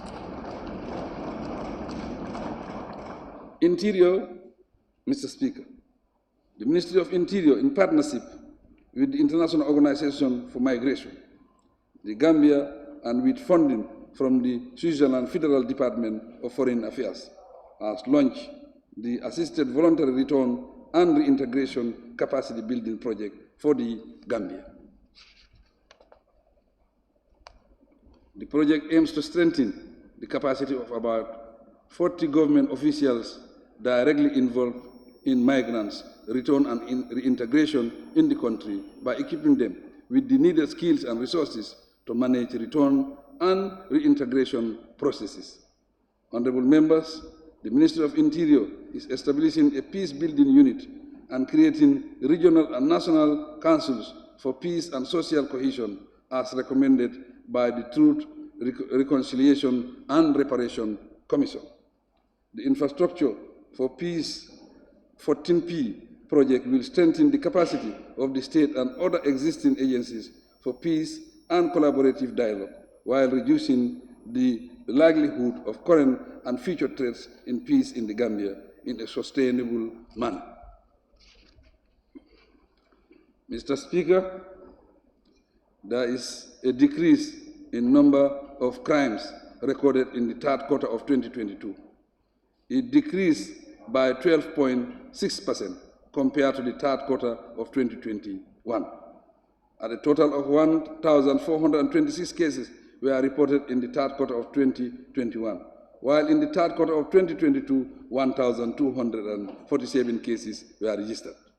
We commend the police for this remarkable decrease, but urge them to lower the rate much further. In a bid to enact a new Immigration Service Act, an Immigration Service Bill was submitted to the Ministry of Justice for their input. After its validation and submission to Cabinet, it will be brought to this August Assembly. On revenue collection, the Gambia Immigration Department collected $104,407,130 from January to December 2022, as opposed to $103,362,940 in 2021. The increase is slight due to the global economic situation, but revenue collection will improve much better this year. A key achievement of the Immigration Department was the development of a standard operating procedures SOP and its official launch in November 2022. The primary objective of the SOP is for handling of smuggling of migrants cases in the country. The procedures support the department and stakeholders to understand better smuggling of migrants and its legal implications and legislative arrangements. The legal and judiciary sector. Mr. Speaker, the strategies and policies adopted by the Ministry of Justice are geared mainly towards transitional justice, good governance, rule of law, and access to justice. In this regard, the legal sector intends to adopt a strategic plan that reflects the government's vision. In addition, it has drafted the Victims' Reparation Bill to create an independent body to administer reparations for victims. This will cover all victims of human rights violations, not leaving out the victims of April 10 and 11. In 2022, several acts were enacted, such as the Disabilities Act, the Gambia Public Procurement Authority Act. Meanwhile, the Anti-Corruption Bill is with this August Assembly for consideration. My government also approved the Gambia Prisons Amendment Bill 2023 to help establish the Gambia Prison Service and the Gambia Prison Service Council to regulate the prisons. Furthermore, the sector is working on the constitutional review process. The process is guided by relevant legal and legislative considerations as well as our national interests. For now, it is essential to determine the necessary legislative amendments to support the next phase of the review process. Mr. Speaker, the Ministry of Justice appointed 12 state councils in the beginning of this year. The objective is to decentralize legal services by designating some of the state councils to various regions of the Gambia. This is to provide speedy and accessible justice delivery service to the public. Turning to the judiciary subsector, 11,568 new cases were filed across all the courts and tribunals in the country in 2022. This represents a significant increase of 30% on the 8,882 cases for 2021. Altogether, 6,800 cases were representing 58% were disposed of, thus making an increase of 1,978 out of the 4,822 cases disposed of in 2021. As reported during the last legal year celebration, the judiciary is doing very well and has regained public confidence, hence the increase in the new cases. We encourage them to keep up the momentum. Public service, administrative reform, policy coordination, and delivery. Mr. Speaker, the new Ministry of Public Service, Administrative Reforms, Policy Coordination, and Delivery is mandated to undertake overall oversight of the implementation of public service policies and programs of the Gambia. Since its inception, the Ministry has been working on strengthening the foundational human resource management policies, practices, and data to reduce manual processes. The process is to result in improved human resource management, increased reliability, and transparency of human resource data. These are necessary for subsequently digitalized human resource processes and data processing. The current ministry is working with the World Bank to upscale the effectiveness and expand the functionalities of government systems for engagement with citizens on processing complaints. Mr. Speaker, the Department of Strategy, Policy and Delivery Service, as the technical unit of the Ministry of Public Service, and also the Secretariat of the National Economic Council, regularly provides instrumental support to my office. Through the National Economic Council, regular meetings were held in 2022 to improve coordination between the institutional heads of the productive sectors of the economy. The meetings provide a platform for participants in key economic activities to adequately brief my office on the economy and promote coordination and information sharing on crucial economic issues. Mr. Speaker, the President's Delivery Forum was held for the first time in the Gambia in October 2022 for presentation of key sector updates on projects implementation in the sectors. The outputs of the forum are to feed into groundbreaking project monitoring tools to track project contracts and implementation in a timely manner. Implementation of the Civil Service Reform Program 2018-2027 is already in motion to transform the public service and make it more efficient and effectively responsive to the needs of the nation. As a new development, the ministry is arranging to institutionalize an electronic clocking system to hold civil servants accountable and maintain punctuality and discipline at work. Also, my office has signed performance contract with state-owned enterprises to monitor service delivery. The Ministry of Finance undertook the initial monitoring exercise for the first quarter of 2023, with focus on GNPC, SSH, FC, and GPA. Meanwhile, GIA, GPPC, GGC, and GAMPOS are scheduled to sign a performance contract each by June 2023 to take effect from the 2024 financial year. These moves indicate my government's preparedness to set public service delivery targets. Such accountability tools are signposts for the implementation of our National Development Plan, and they need to be implemented in collaboration with all ministries, departments, and government agencies.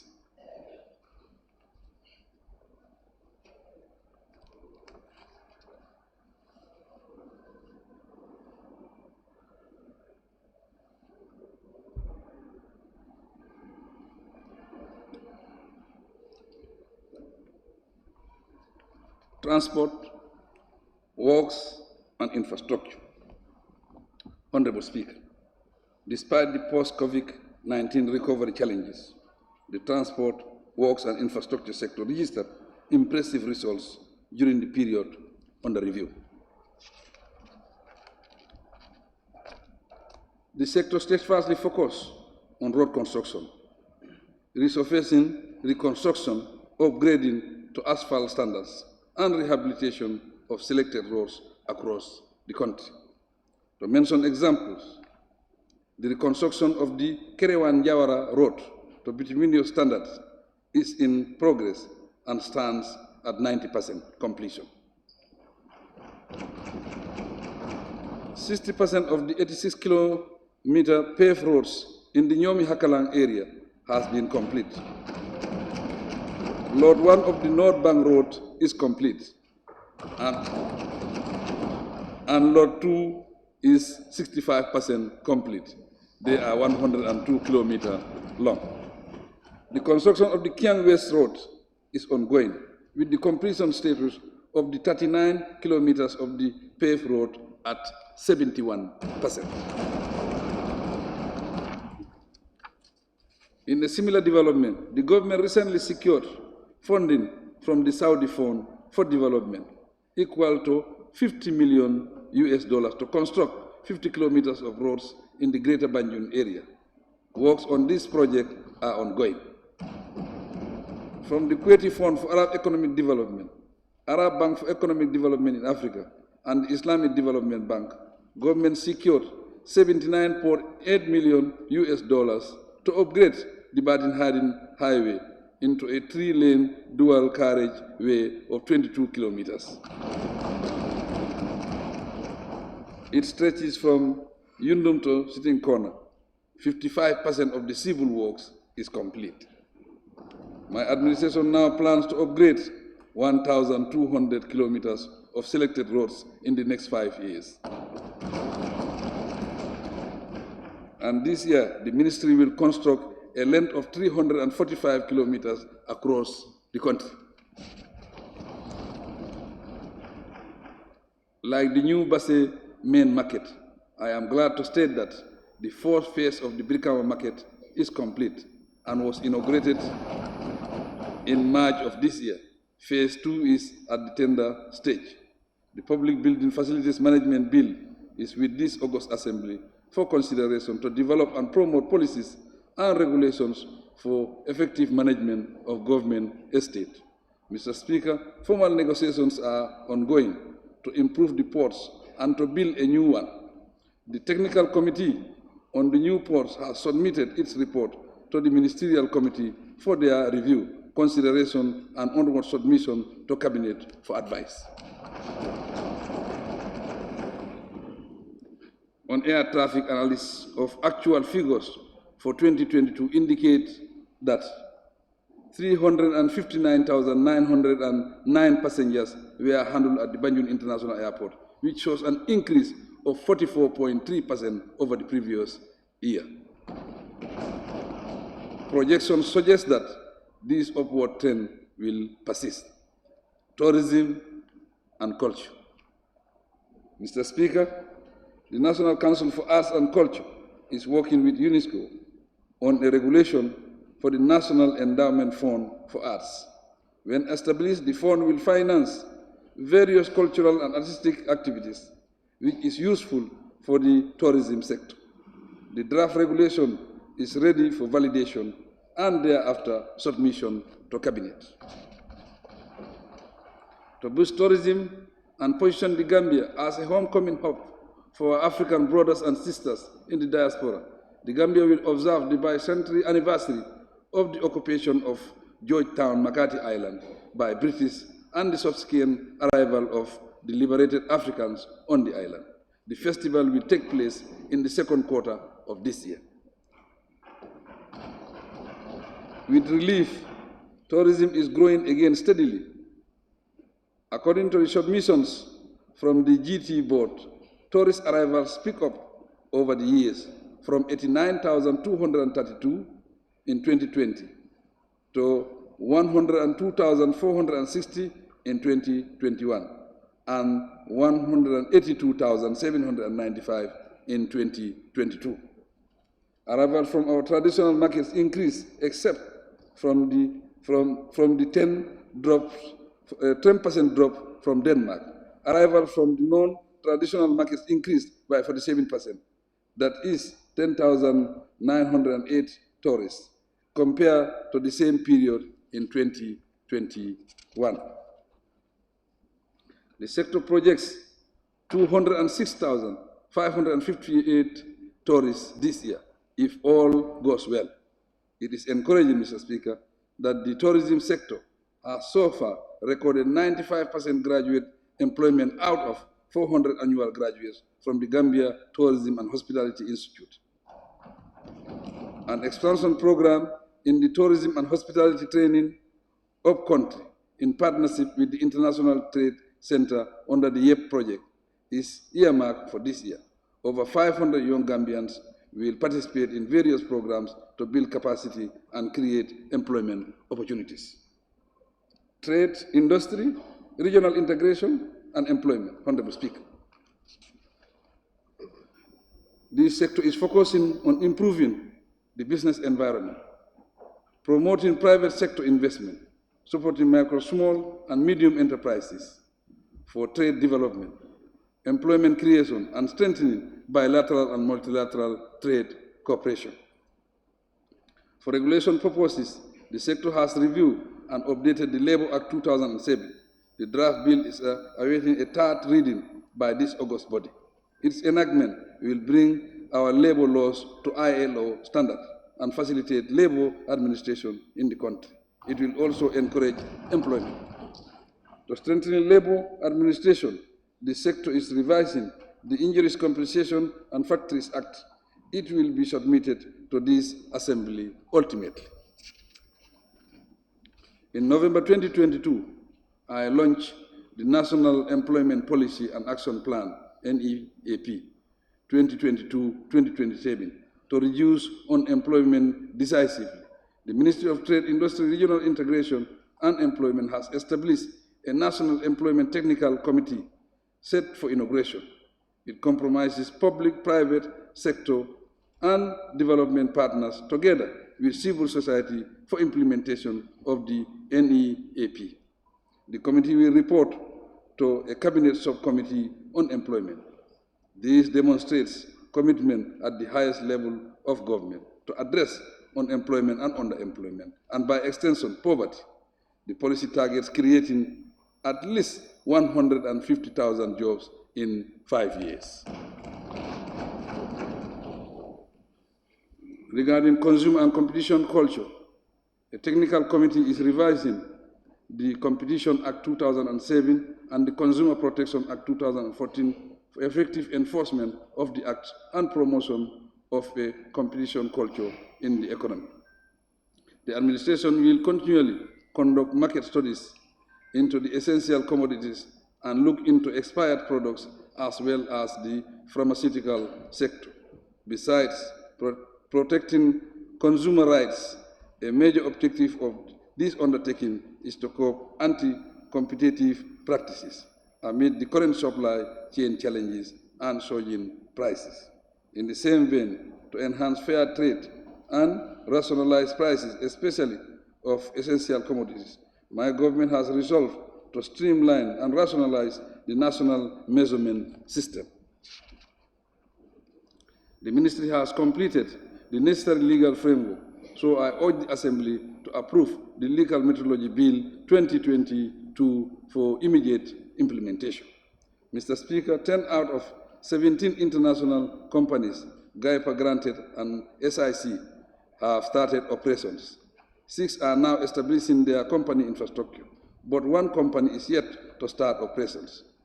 The planned investments from these companies amount to $70 million, with an estimated 2,130 jobs created when all the companies are fully operational. The Gambia remains active in Phase 2 negotiation of the AFCFTA, and we have prepared draft tariff schedules through a consultative process. The tariff offers covering 90% tariff for the liberation, 7% tariff for sensitive products, and 3% tariff for inclusion have been submitted to the AFCFTA Secretariat. The Ministry will embark on a sensitization mission as defined in the communication strategy to raise awareness on the AFCFTA, update the National Trade Policy 2024-2029, and develop the Africa Growth and Opportunity Act Utilization Strategy 2023-2028. Youth and sports, Mr. Speaker.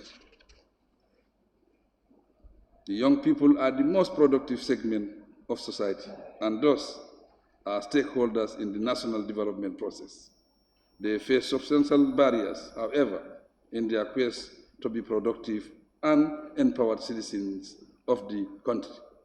Insufficient access to knowledge, information, and strategic education is one of barriers making them less competitive at both the national and international levels. In this respect, the Youth and Sports Ministry is devising strategic initiatives to increase support to the youth and their areas of development, especially sports. To achieve this, the development levy established within the framework of the NDP 2018-2021 dedicated to the sector is to develop a responsive development roadmap for implementation. In sports, the Gambia is doing very well in various competitions. Football, athletics, beach volleyball, and martial arts are typical examples. I congratulate our sports persons and officials on their successes. The under-20 football team, most notably inclusive. The government will remain solidly supportive of the sector. Mr. Speaker, several bills and acts are under review to enhance the legal environment for youth and sports advancement. They are the Youth Bill and the Sports Bill, the NYSS Act 2015, PIA Act 2015, and NEDI Act 2013. The Ministry will table these legal instruments before this August Assembly for consideration. Furthermore, with the support of the Commonwealth Secretariat, the sector will develop a new sports policy 2023-2032.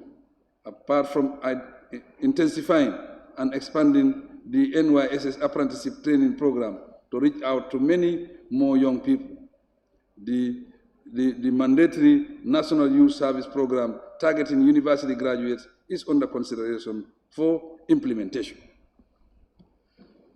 Foreign Affairs, International Cooperation, and Gambians abroad. Honorable Speaker, my government remains obliged to pursue a foreign policy anchored on the promotion of our national interests, respect for sovereignty, and the territorial integrity of nations. We will scale up strategic bilateral cooperation and partnership arrangements aimed at complementing national efforts in pursuit of our development objective. Our foreign policy remains forging more collaborative efforts on the international scene, based on our shared principles and values, strengthening partnerships across the globe, and active participation in relevant regional and other international organizations. The Ministry of Foreign Affairs draft Foreign Service Bill and regulation respectively are near completion. It is hoped that these documents will further strengthen the institutional framework of the sector and ensure achievement of our national desired goals and objectives. Land, regional government, and religious affairs. Mr. Speaker, at present, Mr. Speaker, the Lands Ministry is developing a national land policy with support from the World Bank. The policy will, among other issues, cover land-related conflicts, security of title, protection of the right to land, especially for women and children, and efficient land management. It will eventually be subjected to cabinet review. Closely related to addressing youth and women matters within the sector is the Job, Skills, and Finance Program for Women and Youth in the Gambia. It is a 4-year initiative funded by the European Union through the United Nations Capital Development Fund, UNCDF, at a tune of 15.2 million euros. The program aims to contribute to stabilizing the economy, social and security situation of the country by facilitating the social inclusion and employment of youth and women. In the Gambia, the non-governmental organization NGO Affairs Agency oversees NGO activities. The agency was established in 1996 through Degree 81. A new NGO bill is now at an advanced stage to improve NGO operations in the country. Meanwhile, out of 126 registered NGOs, 87 renewed their status in 2022.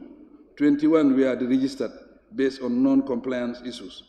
1 phased out, and 6 are yet to renew their status. Information, Mr. Speaker. The new Ministry of Information has shown unprecedented readiness to pay more attention to the development of the information value chain through fresh initiatives. The Ministry is, for instance, collaborating with USAID to formulate a medium-term strategy 2023-2028. This strategic plan is expected to consolidate democratic pluralism and will link neatly with the Access to Information Act 2021, ATI 21. The Ministry will appoint information commissioners and establish an information commission secretariat for the realization of the ATTI 21 objectives. The act represents an enviable milestone in our democratization process and services as a vivid symbol of the leadership's commitment to universal access to information. Importantly also, the Information and Communication Act 2009 will give way to the Information Bill 2023 as a means of repositioning the Ministry of Information. In addition, the Personal Data Protection and Privacy Bill 2023 has been reviewed, finalized, and submitted for Cabinet approval. Once approved, the document will be forwarded to this August Assembly for appropriate action. Aside from this, with the assistance of the UNESCO Regional Office in Dakar, the information sector has developed a policy on community media sustainability to strengthen the modalities and conditions for stable income generation and long-term sustainability of the media community. Office of the Vice President, Mr. Speaker. The National Population Commission Secretariat, as the coordinating authority for the National Population Policy and Program, is currently at the advanced stage of developing a new national population policy. The policy seeks to address population trends and dynamics in relation to sustainable socio-economic and environmental development. The population policy is also aimed at improving the quality of life of everyone, especially the most vulnerable. The UNFPA country program and the World Bank deserve commendation for their sustained support to the Secretariat.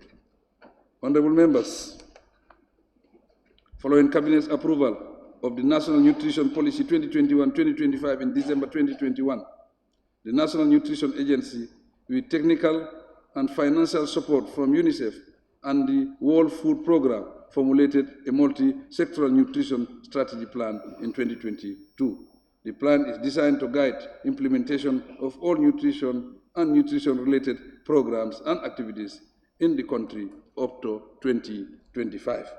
In view of my government priorities as outlined in the National Development Plan in 2022, the National Nutrition Agency and partners continue implementation of the NAFA program, which is a component of the Gambia Social Safety Net project. It is a $31 million project jointly supported by the World Bank and the government. From the commencement of NAFA in 2021 to date, a total of 16,957 extremely poor households from the 20 poorest districts across 825 communities in CCR, LRR, NBR, CRR, and URR have received bi-monthly payments of $3,000. Additionally, for the first time in the country, there will be legislation on social protection.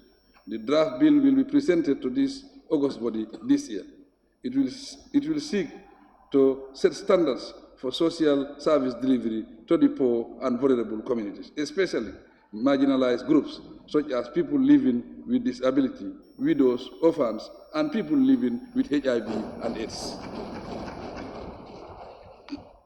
Mr. Speaker, 2022 was quite engaging for the National Disaster Management Agency, NDMA. The Gambia experienced disasters such as flash floods, windstorms, and fire outbreaks. During the period, NDMA and partners provided humanitarian support in cash and kind to many affected households across the regions. The National Disaster Management Agency policy developed in 2008, however, is now obsolete. As a result, NDMA has commenced the formulation of an updated policy and its accompanying strategy to address emerging challenges. The Gambia is a member of the Africa Risk Capacity and will benefit from a payout of $187,641 from this body. It is to support districts affected by a drought in 2022 due to late planting. The regions are specified in the Africa Risk View report. In December 2022, the Food Safety and Quality Authority validated the first national food safety policy with support from the European Union project and the World Bank, the World Health Organization. The document clarifies government's position on food safety and quality interventions and set out implementation measures of the country's food safety system.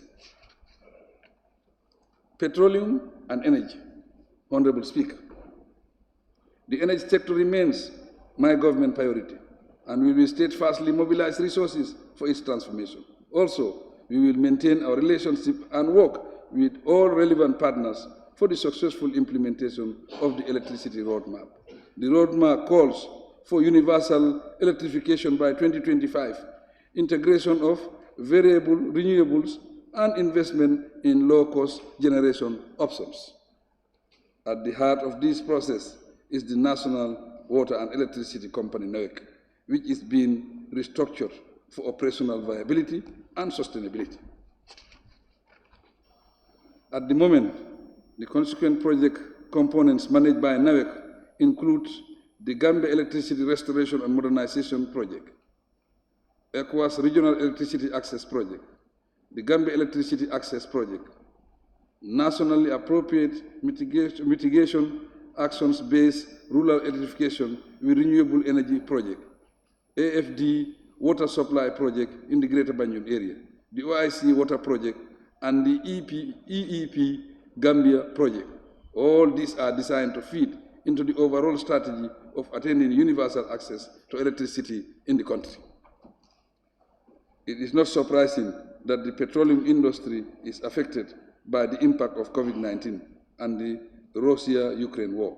It is also been impacted by the global agenda on energy transition, while the search for oil is ongoing. Therefore, my government remains committed to affordable fuel provision for the population, and we are cushioning the price hikes through subsidies. Meanwhile, among other strategies, the Gambia National Petroleum Corporation is leading the nationwide charge through the expansion of its fuel stations outlets and partnership for expanded storage capacity. Health, Mr. Speaker. As the country recovers from the havoc of the coronavirus pandemic, the Gambia health system continues to build resilience for better healthcare service provision for the people. Key interventions include the rolling out of the National Health Insurance Scheme and the ongoing construction of a modern National Emergency Treatment Center, a blood transfusion center, a reference laboratory, and a training center in Fatou. They will have up-to-date modern equipment to handle health emergencies and advanced diagnosis. Plans are afoot to complete the master plan for a new technical hospital in Fatou. Linked to drugs and food safety, my government is resolute about providing high-quality medicine that meets local and international standards. To achieve this, a high-quality laboratory complex is under construction in Brusubi to test imported food and drugs for safety. In addition, the health sector is piloting an electronic logistic management information system to track all medicines procured by government and other parties. Through the Ministry of Health, we are set to open 5 new state-of-the-art health centers in 5 strategic locations across the country. These facilities, which will be fully equipped with equipment and supplies, are funded by the Gambia government. Environment, climate change, and natural resources, Honorable Speaker.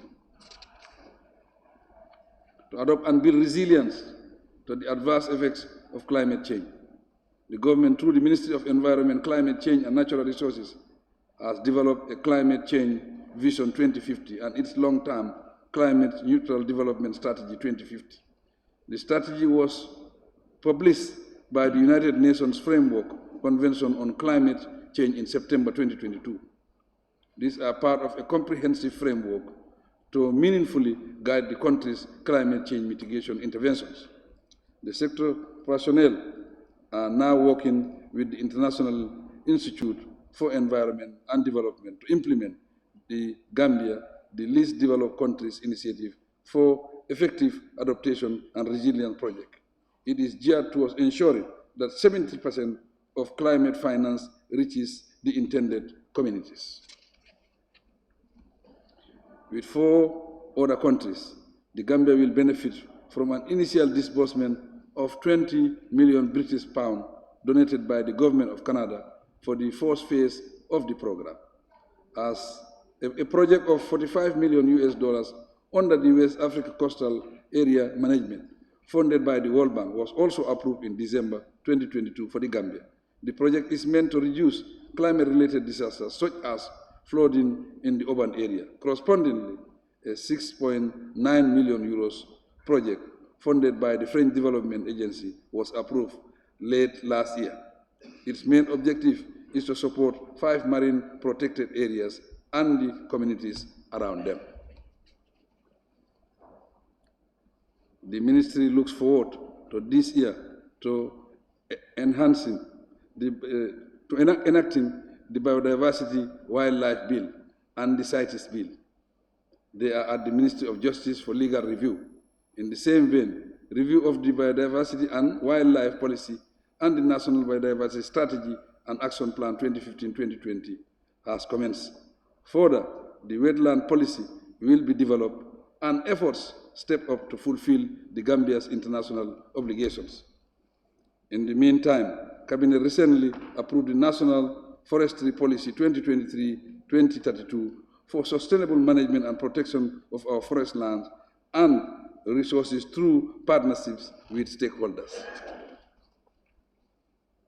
In fulfilling government's obligation of domesticating international laws and conventions and to strengthen the sector's management and regulatory frameworks, 3 important bills have been formulated, namely the National Environment Management Bill, the Chemical Control and Management Bill, and the Waste Management Bill. They are under review for submission to this Assembly thereafter. On general environmental quality regulation and management, to enhance the well-being of Gambians, I have reintroduced the voluntary monthly national cleansing exercise, etc. I urge everyone to take it seriously and participate in it. In view of the alarming rate of coastal erosion and other environmental concerns, my administration will adopt measures to promote the integrated approach to coastal zone management and address emerging challenges. The enactment of the Integrated Coastal Zone Management Bill will strengthen these measures. This is one of other proposed or ongoing programs and frameworks within the sector.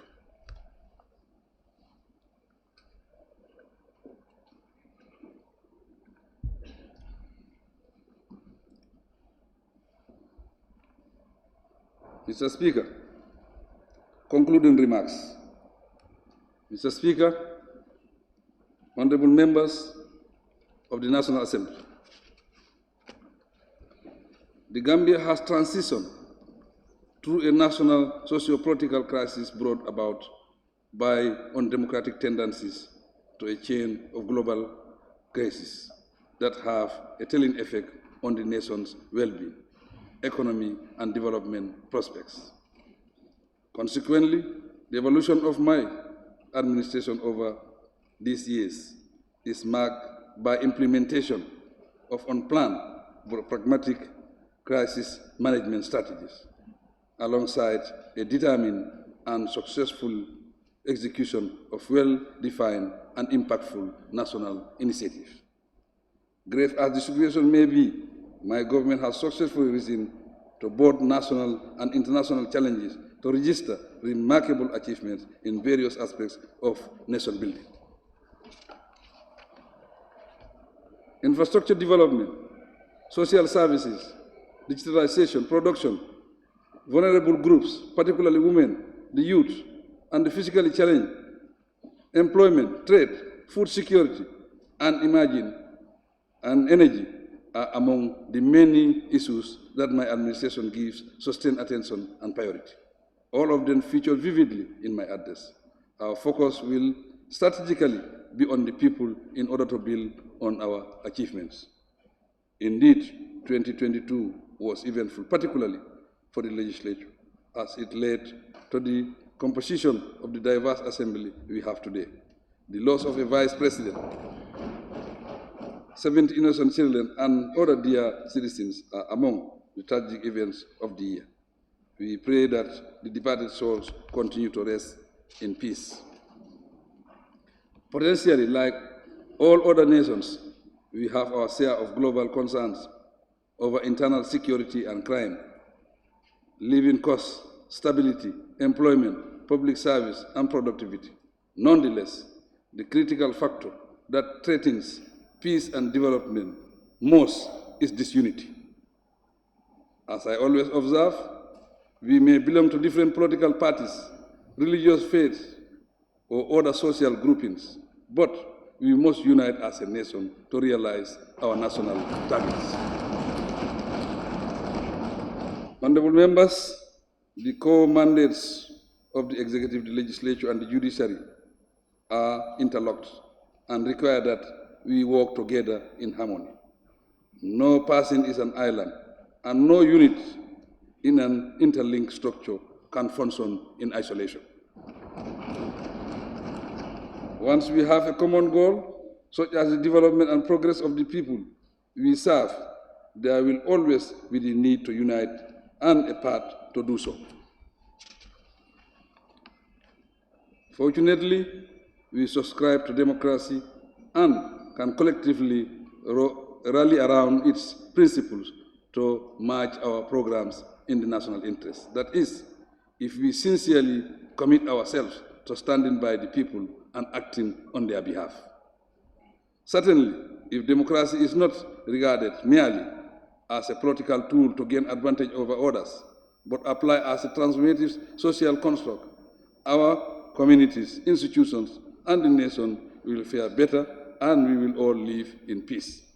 The local council elections provided the nation with a global opportunity to put these democratic principles into concrete action and rise once again on the global political landscape. We have done so remarkably. Again, I congratulate the successful candidates and the whole nation on this laudable achievement. Honorable members, while discharging your duties, I urge you to dialogue and initiate bipartisan collaboration in a positively democratic manner. This would allow you to table issues not exclusively from political party perspective, but from genuine patriotic standpoints and through the people's lenses. The legal framework, policies, and programs developed and mentioned in my address are relevant and potent enough to guide the people to success. Their effective implementation rests on the professional and their action officers. But this assembly and the public have a facilitating role to play in the process. I assure you that the Ministry of Public Service also has all the sector policies and will monitor their implementation. I thank you all and congratulate you on the successful completion of your first legislative year. And I encourage you to serve the nation better as legislators, compatriots, colleagues, and family. Mr. Speaker, the occasion accorded me the privilege to thank our development partners, friends, and well-wishers, as well as all those gainfully engaged in the country and the people at large. The sectors have been doing well, and we look forward to greater improvements as time goes by. I thank all of them sincerely. I promise to serve this nation with a clear consent, a clear vision, and a clear, articulated, and realistic development plans and programs. Let us work in harmony to implement them together in our best interests. I wish the Assembly fruitful deliberations and resounding successes in your noble engagements. God bless us all. Thank you.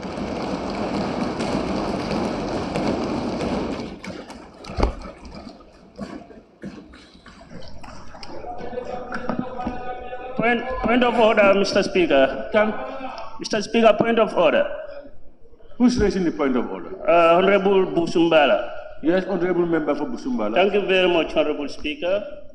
Honorable Speaker, I'm rising on the order 53K.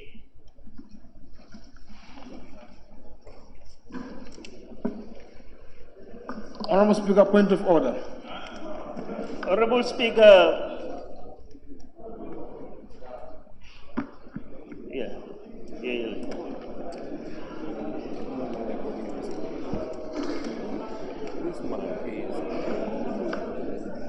A point of order, Honorable Speaker. Honorable Speaker, 50. A point of order, Honorable Speaker. Honorable Speaker. Honorable members, honorable members. I'm on my feet. Honorable members. Honorable members. Can I hear from the member for Busumbala?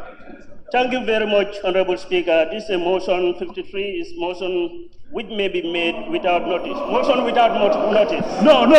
You said point of order. No. Honorable members. Point of order. Honorable members. Honorable members. Please. Honorable members, can we hear the member from Busumbala? Yes, member for Busumbala. Honorable Speaker, has the democratic dictates and the parliament is the centerpiece for civil engagement, like dialogues and engagement. Sorry, honorable member. Honorable member, big point of order, for the standing order. Honorable Speaker, order 53. 53K, a motion agreed by the Speaker to make a matter of urgency.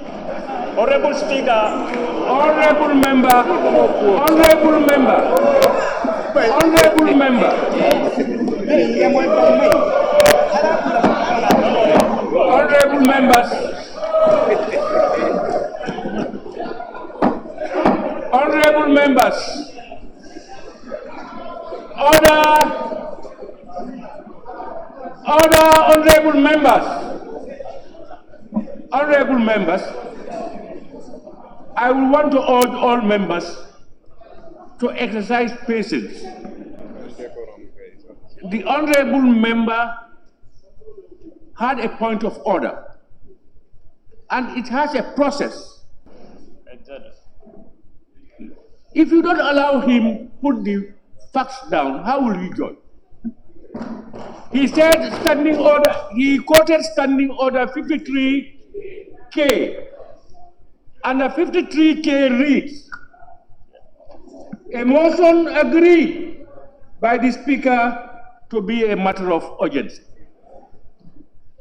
So the honorable member can only put a motion if I agree that it is urgent.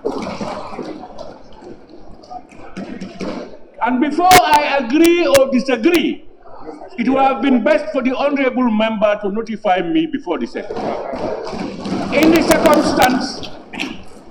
the circumstance, I rule it out.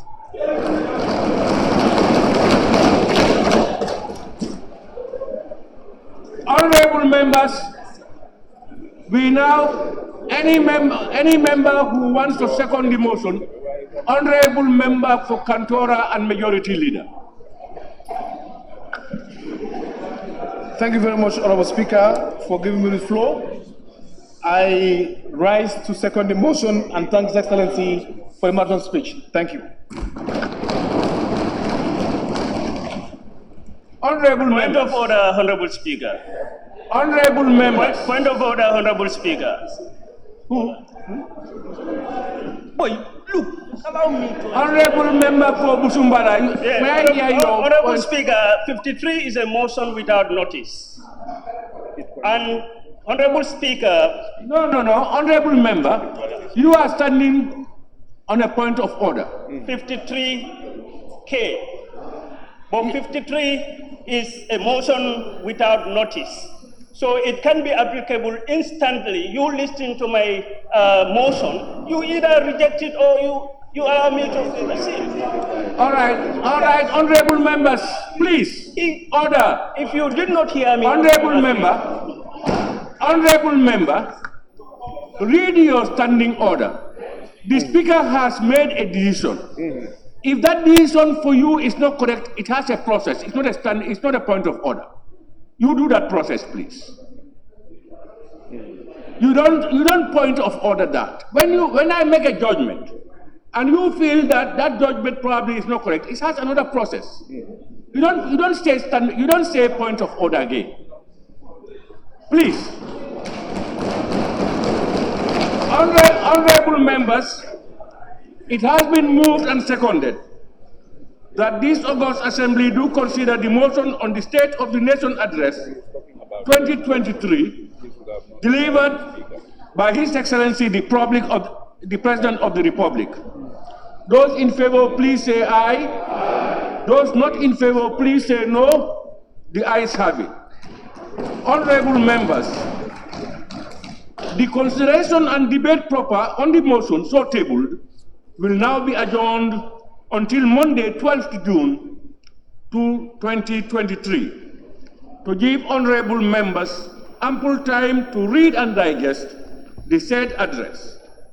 But before I adjourn, honorable members, please allow me, on behalf of both sides of the August Assembly, and indeed on my own behalf, thank His Excellency the President of the Republic for his well-articulated and delivered State of the Nation address. Of course, it is a statutory duty, but you will all agree with me that the address deserves commendation for the manner in which it was delivered. The address has indeed outlined the condition of the Gambia, the policies of the government, and the administration of the state as provided for in the Constitution. This Assembly will therefore, in the next few days, reflect and debate on the policy statement so well delivered here in this August Assembly. The statement will also give us an opportunity to reflect on the achievements and challenges we face as a nation, and the urgent need for national unity, peace, and stability to propel the development needs and aspirations of our dear motherland. As the people's representative, we are charged to do our best to ensure that the policies and programs outlined in His Excellency's address are thoroughly scrutinized and debated with due diligence. It is also important for us to have a clear understanding of the government's policies, development programs, and aspirations. This will provide the National Assembly and its various committees with tools necessary to perform its legislative scrutiny and oversight functions. On that note, Mr. President, I thank you once again for addressing this Assembly. In the same vein, honorable members, I wish to express thanks and gratitude to His Excellency the Vice President, my Lord the Chief Justice, former Speakers and Deputy Speakers of the National Assembly, the Deputy Speaker and honorable members of the National Assembly, Cabinet Ministers, former members of the National Assembly, members of the Diplomatic and Consular Corps, regional governors, Lord Mayors and chairpersons of area councils, leaders of political parties, Secretary General and Head of the Civil Service, and all government senior officials, service chiefs, vulnerable religious leaders, the press, and all distinguished invited guests for gracing the solemn occasion in the calendar of the National Assembly. By extension, on behalf of both sides of this August Assembly, I also wish to register our gratitude to all Gambians for the support and collaboration in our collective drive towards nation building. To my colleague, honorable members of the National Assembly, I want to reiterate that nation building is an enormous task, and as a key stakeholder in this process, I pray that our deeds and actions be guided by justice and conscience towards the common good of all. May I also thank Honorable Deputy Speaker, honorable members, the office of the clerk, the task force, and all those who in their various ways contributed immensely to making this day a success.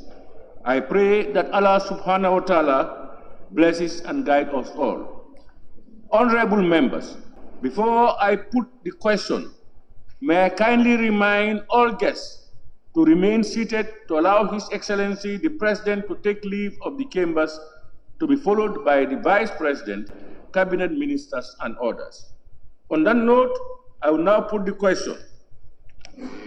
Be it resolved that this August Assembly do stand adjourned until Monday, 12th June 2023. Those in favor, please say aye. Those not in favor, please say no. The ayes have it. This Assembly now stands adjourned until Monday, 12th June 2023 at 10 a.m. prompt.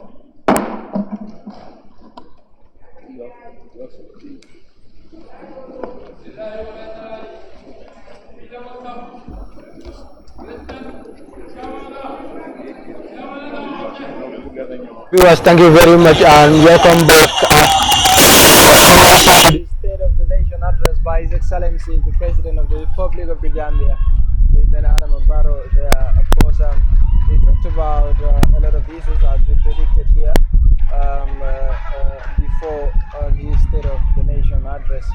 So as I mentioned earlier, this is a constitutional requirement that the President has to come to the National Assembly and talk to the nation at least once every year. So we thank you very much for joining us. I am asked to change this. Okay, just 1 minute. I'm sorry for that. So thank you very much. As I mentioned earlier,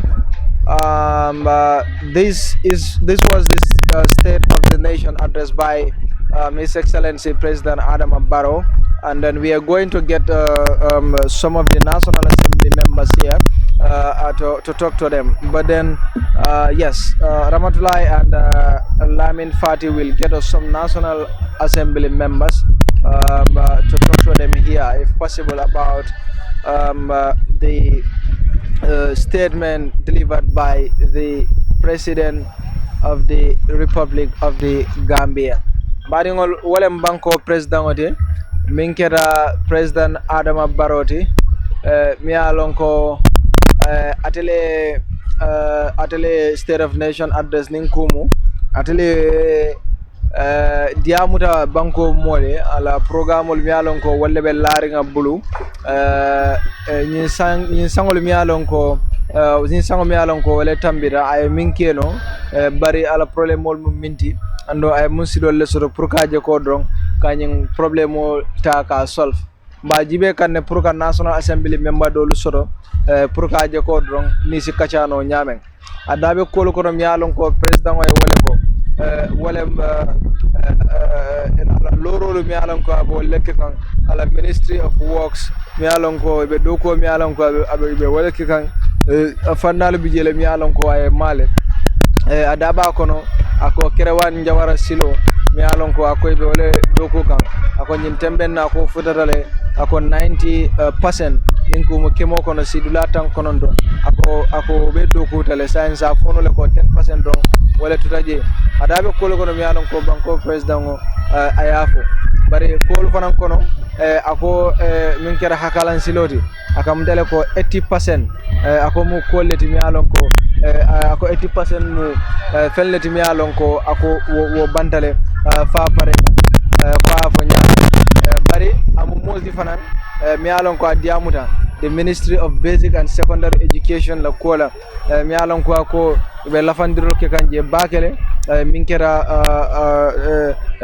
kamolu mi alon ko wolle lo kan kabri classroom olu lo akwando iba jibe kan ne fanan pour ga quotas fanan lo teacher sole pour kaje ko dron isi teacher sole taradudalu sa sone ande bulu pour karango si yiru ano asitano nyaato nyame adabe ko fanan ko mi alon ko wole fo kala mansa kunda achievement o mi alon ko wole so kola sipola diola fannala wole kadinde ngolu ma koy pour kaje ko la karango si sone a nyame adabe ko no mi alon ko wole fo wole ako 1600 dingum dinguli kilen dingum keme woro nyol mi alon ko ako ala mansa kundabe wala karambungol le joka mi alon ko be karang wala dolbi jele mi alon ko be University of the Gambia ando adi amuta ko akam dale ko ako million keme nyongol ako be use ande pour aje ko donc dindi ngol la karambungol jo Gambia banko kan jang adabe ko kono le fanan mi alon ko wala ko ndabe sen kanno la bayra jam fata bakele fannale mi alon ko adi amuta wollela siara bakele mbenna molle batun kan don pour kaje ko National Assembly member dole na pour ni si kacano nyamen ko le mi alon ko wolle keda National Assembly to jang banko president ko kala kilo bulandi don atele nananu jang pour kaje ko ka diamu mole banko la koto jang mbokay di len wax ne rek still now yena ngi setan Kerr Fatou jamono jini si National Assembly bi fofu lañ leen nekkal comme ni ma ko waxee si gannaaw rek bala président bi di ñëw the State of the Nation address Taylor dafa mel ni président bi nekk na koo xam ne moom ñëw na waaye wax na ak doomi réew bi lii la dafa nekk constitutional requirement pour muy ñëw pour mu wax ak Gambian si every year waaye am nañ some people ñoo xam ne dañ war a wax ak gaay among them is the National Assembly members. So we welcome our first guest after the speech of the President. Thank you very much for coming, Honorable. First, tell us your name. Yeah. Thank you. I'm Honorable Alhaji Mo, the Member of Parliament for Bokosal constituency. Thank you very much, Honorable Mbow. You're welcome, and you are live on Kerr Fatou. Now, you've listened to the President, and then what did you learn from what the President said today and the importance of this day? Okay, thank you very much. First, let's start with also respecting the constitutional, mandate that he's required to address the Parliament every year on the session of the Parliament. That is about the state of the country and also the the policies that they intend to do. Now, for a long time most parliamentary actually they've been asking the President to come earlier. Normally it was done. They said Sire, if you are getting me, Sire, Charles Sire Amud Mike, so we can continue. Okay, so I think the first thing is like respecting the constitutional mandate that is come to the Parliament or to attend a session, and also to discuss about the policy about the condition of the Gambia. However, most of us for the past few years have been saying that it needs to come earlier than towards the third quarter or the fourth quarter. So we think it's better to start it at the beginning of the year. So I think at least they've tried now. They come in the second quarter. I think that's a good thing. Now the other areas that he talked about, particularly, is about the economy. I'm aware he has realized that in 2022, in terms of the tax revenue and in terms of the cost of excise, there was a little drop in terms of the revenue. However, comparing that to this year, that's the first 4 months of the year, you're going to see that there is some increment, in the taxes that GR is collecting, and we think that's a very good sign that there's a great possibility that we may be able to beat what we actually had last year. Then you come also in terms of the security of the country, which I think all of us actually are pushing to get. So he is well aware about the situation and in Senegal, and also the situation along the corridors in Foni. And then the Gambian National Army actually is constantly patrolling the area to ensure that our territory actually is safe. So which I think is a plus. And above all, another area that we talked about actually is about education, the number of classes, the number of schools. New schools we are talking about that actually has been increased. So which is going to help people to not to go very far. And particularly in Upper Salem, I can tell you, we actually have 4 new schools that were complete, and we are building the 5th school. And that means at the end of the day, we may not have anybody in Upper Salem that may walk about a kilometer or so. Everybody will go. So all those things actually together with the rising food cost, some of the policies and some of the things that they have done, particularly yesterday actually, where the Parliament actually even approved a loan. It's kind of like a financing agreement where they'll be able to help the private sector to get dollars to be able to import, and that actually has a great possibility to lower the prices of commodity, which is really a big issue in this country. Yeah, so basically what people are saying is most of the things that the President said and that manifested in what you've just said right now, most of the things are the achievements that his government were able to gain. Did you hear anything about the challenges that the current government is facing? Yes, actually, I think he did mention about the challenges of the rising food cost as a result of, we are just coming out from the COVID, and as a result of the disruption in the supply chain. And again, when you look at what's happening in Russia and Ukraine, normally when people say that Russia and Ukraine, say, okay, what does that actually have to do with Gambia? It actually has a lot to do with Gambia. Because if you look at, for example, agriculture, Russia, in terms of grains, Ukraine, they used to be among the biggest countries for the manufacturing.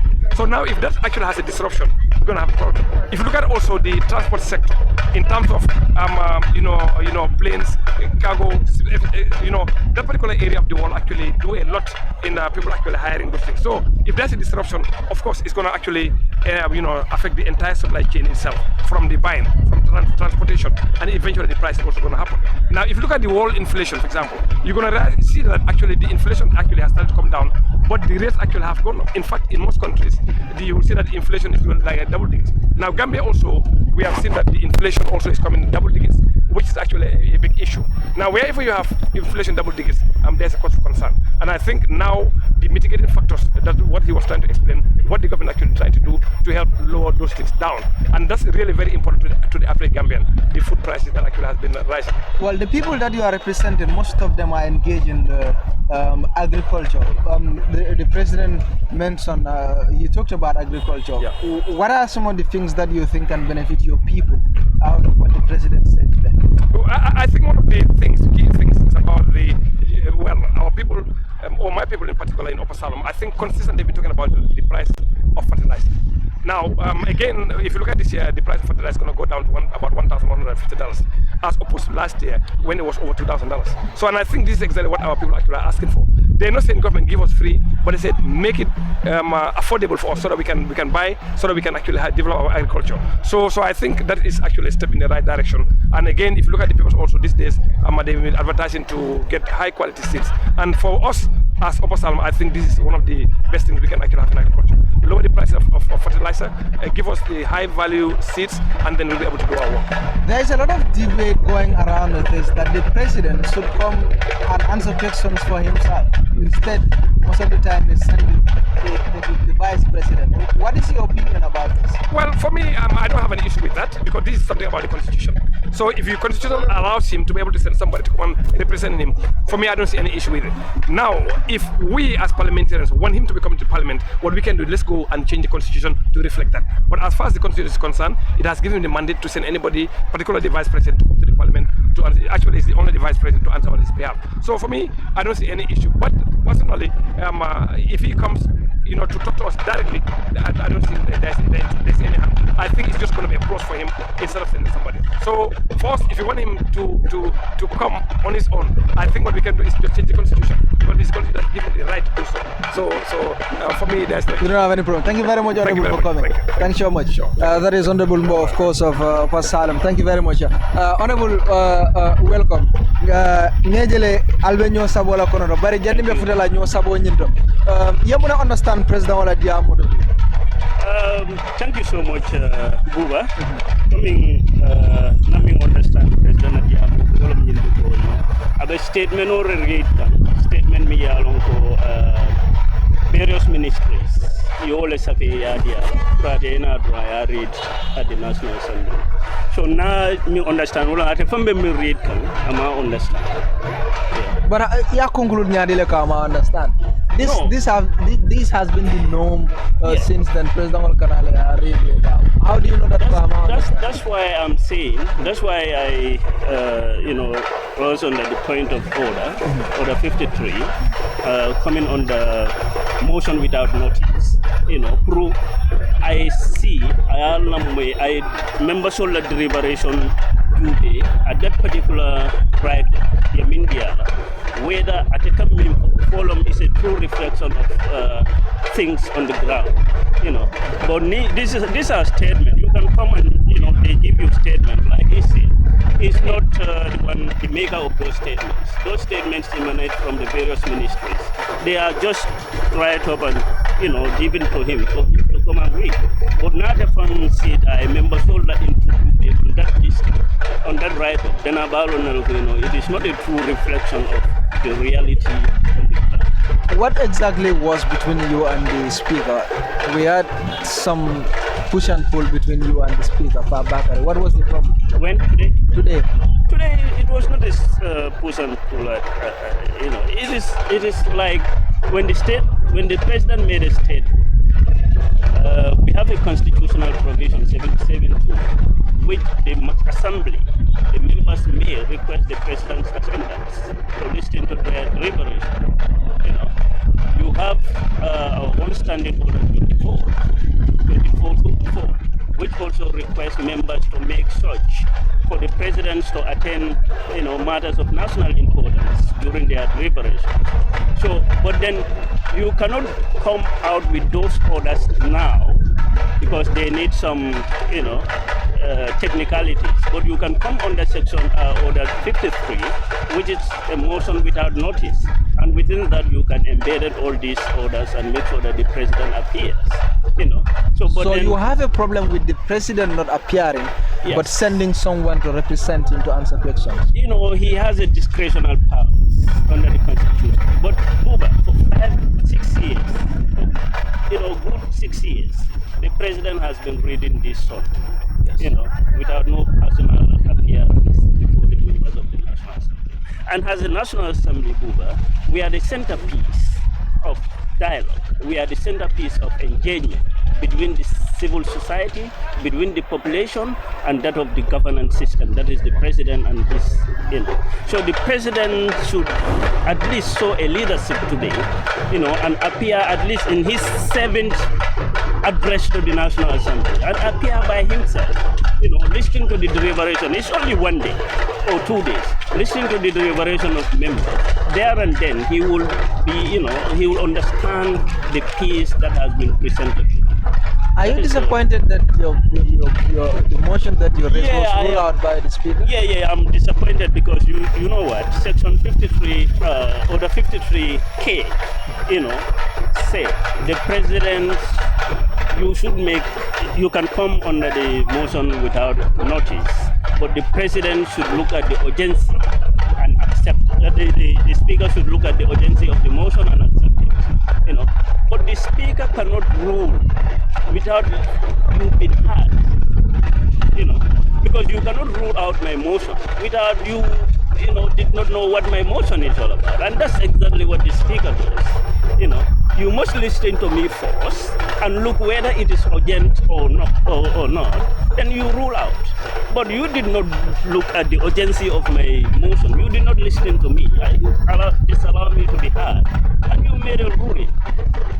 So that is technically biased. And you are very disappointed. Now let's look at the president's statement. As you said the president just read out a statement that is given to him by different ministers. Now, what do you think the people of Busumbala constituency will benefit from what the president said, or they've been benefiting from what the president said, or they will be benefiting from what the president said? I definitely know. He talks about the health facility that is on the construction at Fatou. If that is, if that is something to go by, the people of Busumbala may benefit, because Busumbala has a major settlement as it is, don't even benefit a major clinic, from the government. We have Yundum Clinic, which is not even a major clinic, major hospital. We have a clinic in Lamen, which is in fact owned by the privates, individuals, and we have a clinic in Banjulubi, which is also not a major clinic, major hospital. So if our catchment area, like if Fatou could bust up with that major health facility, then the people of Busumbala and the surrounding will definitely benefit from that, just. But then, if you comes to the development that he's mostly keenly interested in, that is the infrastructural development, the laying of stones and subsequent building of roads. If you look at that, you will see to read that if it goes by as he said, Busumbala constituency will benefit, because if you look at the catchment areas, the Baden-Harden Highway, you will see that, the people of Yarambamba will benefit greatly, the people of Yundum will benefit greatly, the people of Busumbala will benefit greatly, and Mandinari also, there is a road they talks about from Brikama down to Mandinari. If that one also is constructed, the people of Mandinari, Makumbaya, Kerawan and Lamen will benefit greatly. So we hope and pray that those development projects in the area of constructions are met. So do you think the government will have any problem, or did you understand any challenges that the government is having from the president's speech today? Where? Do you think or you understand any challenge or challenges that the government is facing from the president's speech? Yeah, I know the government will face it because it's like already 2023 budget has been passed, and all these projects that he is talking about, grants and loans that he said he have contracted a grant from Saudi, and how those funds will be unfolded, whether they will be forthcoming, that's another issue. There is diplomatic channels to those ends. So to me, they are not 100%, something that one can rely on 100% because they are not being budgeted. Is a grant, so which is subjected to some conditions to be met before implementation. Thank you very much, Honorable. Thank you so much. Thanks for coming. Thank you so much. Thank you very much, Honorable. So we have another, of course, National Assembly member. So of course, a very good friend of mine and a very respected National Assembly member. He is the National Assembly member of Bundungakunda constituency, and that is Honorable Suleiman Jame. Honorable, welcome. Welcome. You are live on Kerr, Fatou. Thank you. What can you tell us about the president's speech today? Yeah, thank you very much, Buba, for having me here. Basically, I think the whole entire speech is all about some of the policies, programs of the various sectors of the government, where some of the programs that are ongoing and some of the challenges that those sectors are having as a government. To bring it here so that he can talk about it. But most of the issues that we realize is more of areas where government is making more achievement or more improvement. But notwithstanding, there are certain areas also there are still a lot to be done so that we can increase at least improve those sectors. So from his speech today, you are the National Assembly member for Bundung constituency. What do you think your people have been benefiting from the government? And then if there is anything that they need and the president have mentioned today? Yes, basically in the area of health sector, I understand that he said the government currently, the Minister of Health, they are working on to come up with a 5 state-of-the-art health center, which I think, as far as Bundung is concerned, already we have a Bundung Maternal and Child Hospital, the former Jame Foundation Hospital, which has been improved to standard, wherein it has made a lot of people come in there. So in fact, I've been talking about this thing so that at least government, the Minister of Health should try to at least come up with new health centers so that at least the burden in Bundung can be minimized. Because at the end of the day, no matter what structure you put and what resources you have, if the capacity is more than the resources you have, it becomes very challenging. So by having 5 extra health centers that are on the pipeline, I think is a good move. We hope that that will do a lot. But at the same time, in the area of infrastructure, road construction, the OIC project, like I know Bundung is part of it, but currently the project commenced and is ongoing. We hope that the contractor will come and at least fast track the project, because so far so good. The project is very slow the way it is going, and we hope that both the contractor and all the stakeholders in that particular project that is the Bundung Highway, to come on board so that they can fast track the project. So one of your colleagues is not happy that the president is not coming to answer questions for himself. Are you concerned about this? No, this thing is about the law. It's a discretion. If the president won't feel like coming, he can come. If he don't feel like coming, he can stay. But still, the law has given another provision wherein the vice president can represent him to answer some of the issues raised by the members. But talk less of all that. What is more important as a country? The president came here and gave a speech of all the ministries. What is important? Whatever the president, mentioned here, the ministers and their technocrats and all their staff working, they should try to ensure that these things are done. You see, we have a country to build. It shouldn't just be business as usual, where in every year, okay, president will come and mention. The only way we can help, nation building is not about where you belong to. It's about working for your country. So the issue here is the ministers, they should try with their staffs to ensure that most of these programs and activities that are on the way coming or that are ongoing, to ensure that they implement it at their, in the best interest of the country. And I think that that's the only way forward. And because at the end of the day, it will be very embarrassing. Okay, every year the president comes here and mentions something, and at the end of the day, things, you will not see anything. But we hope that with the current situation, we can only appeal, because sometimes it's always difficult for us as politicians, because especially parliamentarians, people do blame us for not doing what we're supposed to do. Yeah. But all the time, budgets will come here and we will approve the budget. For them to go and take those budget and implement it, wherein an ordinary Gambian should at least feel part of the budget. Yeah. So, but if we pass the budget, the monies, the programs, the policies, the strategies, it's done by our technocrats. So I think for us to collaborate and partner and move this country to another level, we must have to be ready and sacrifice to work for our future generation. And I think with that, that's the only way we can definitely move the country forward.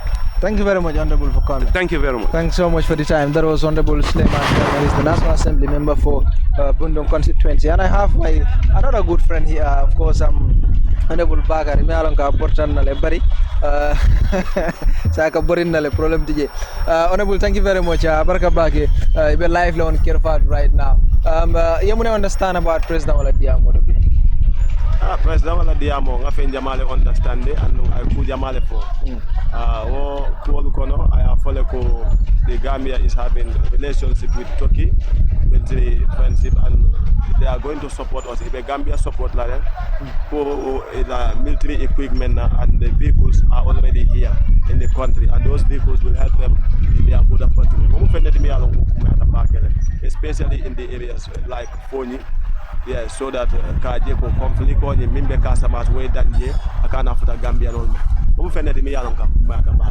So I wanted to come there and I'm about Foni Fongola when it comes to the economic soldiers that are in Foni. These are concerns me alonko Alia raised several times. In fact, the President of Midle Purka Kachandi about this issue.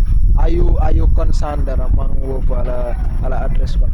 We are so concerned, but it's not a surprise to us that Amafo. It's not a surprise because from the bottom of his heart we know his intention that he have no faith in the absence of the Senegalese soldiers here in the country.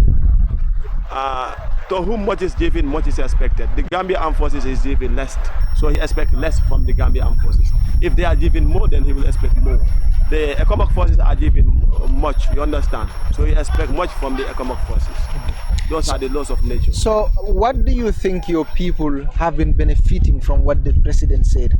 And what are the things that you're expecting for them to benefit? Actually, they have not been benefiting anything from what the president said, because he did not specify on anything that is benefiting Foni particularly. But then, one thing I can understand with the electricity expansion, hopefully we will benefit from it. That is the hope that we have. And also with the collaboration that he is having with the Turkish armed forces, probably also with frequent border patrol, we are hopeful that we will benefit. But actually, whether he will be able to actualize what he said or not, these are just mere words. But application is what is important to me. Thank you so much, Honorable. Thank you very much for coming. Thank you very much. That was of course, I'm a National Assembly member for Fonyi, I believe Fonyi Bintang Karanai, yes, Fonyi Bintang Karanai. And Honorable Bakari K. Baji, thank you very much for coming. And of course, this is the end of the State of Nation address today at the National Assembly. And we thank you very much for joining us. And on behalf of the entire crew, of course, Lamin Cham, who, and of course, Ramatulai Jao. My name is Buba Gajigo. Thank you very much for joining us. And on behalf of the entire crew, Charles Elvis Ngom, the technical crew, Sire Drame Mamingom, Lamin Fati, and of course, yes, Lamin Fati. So thank you very much for joining us. Until keep on following our programs, our interesting programs, until we see you again. Thank you very much.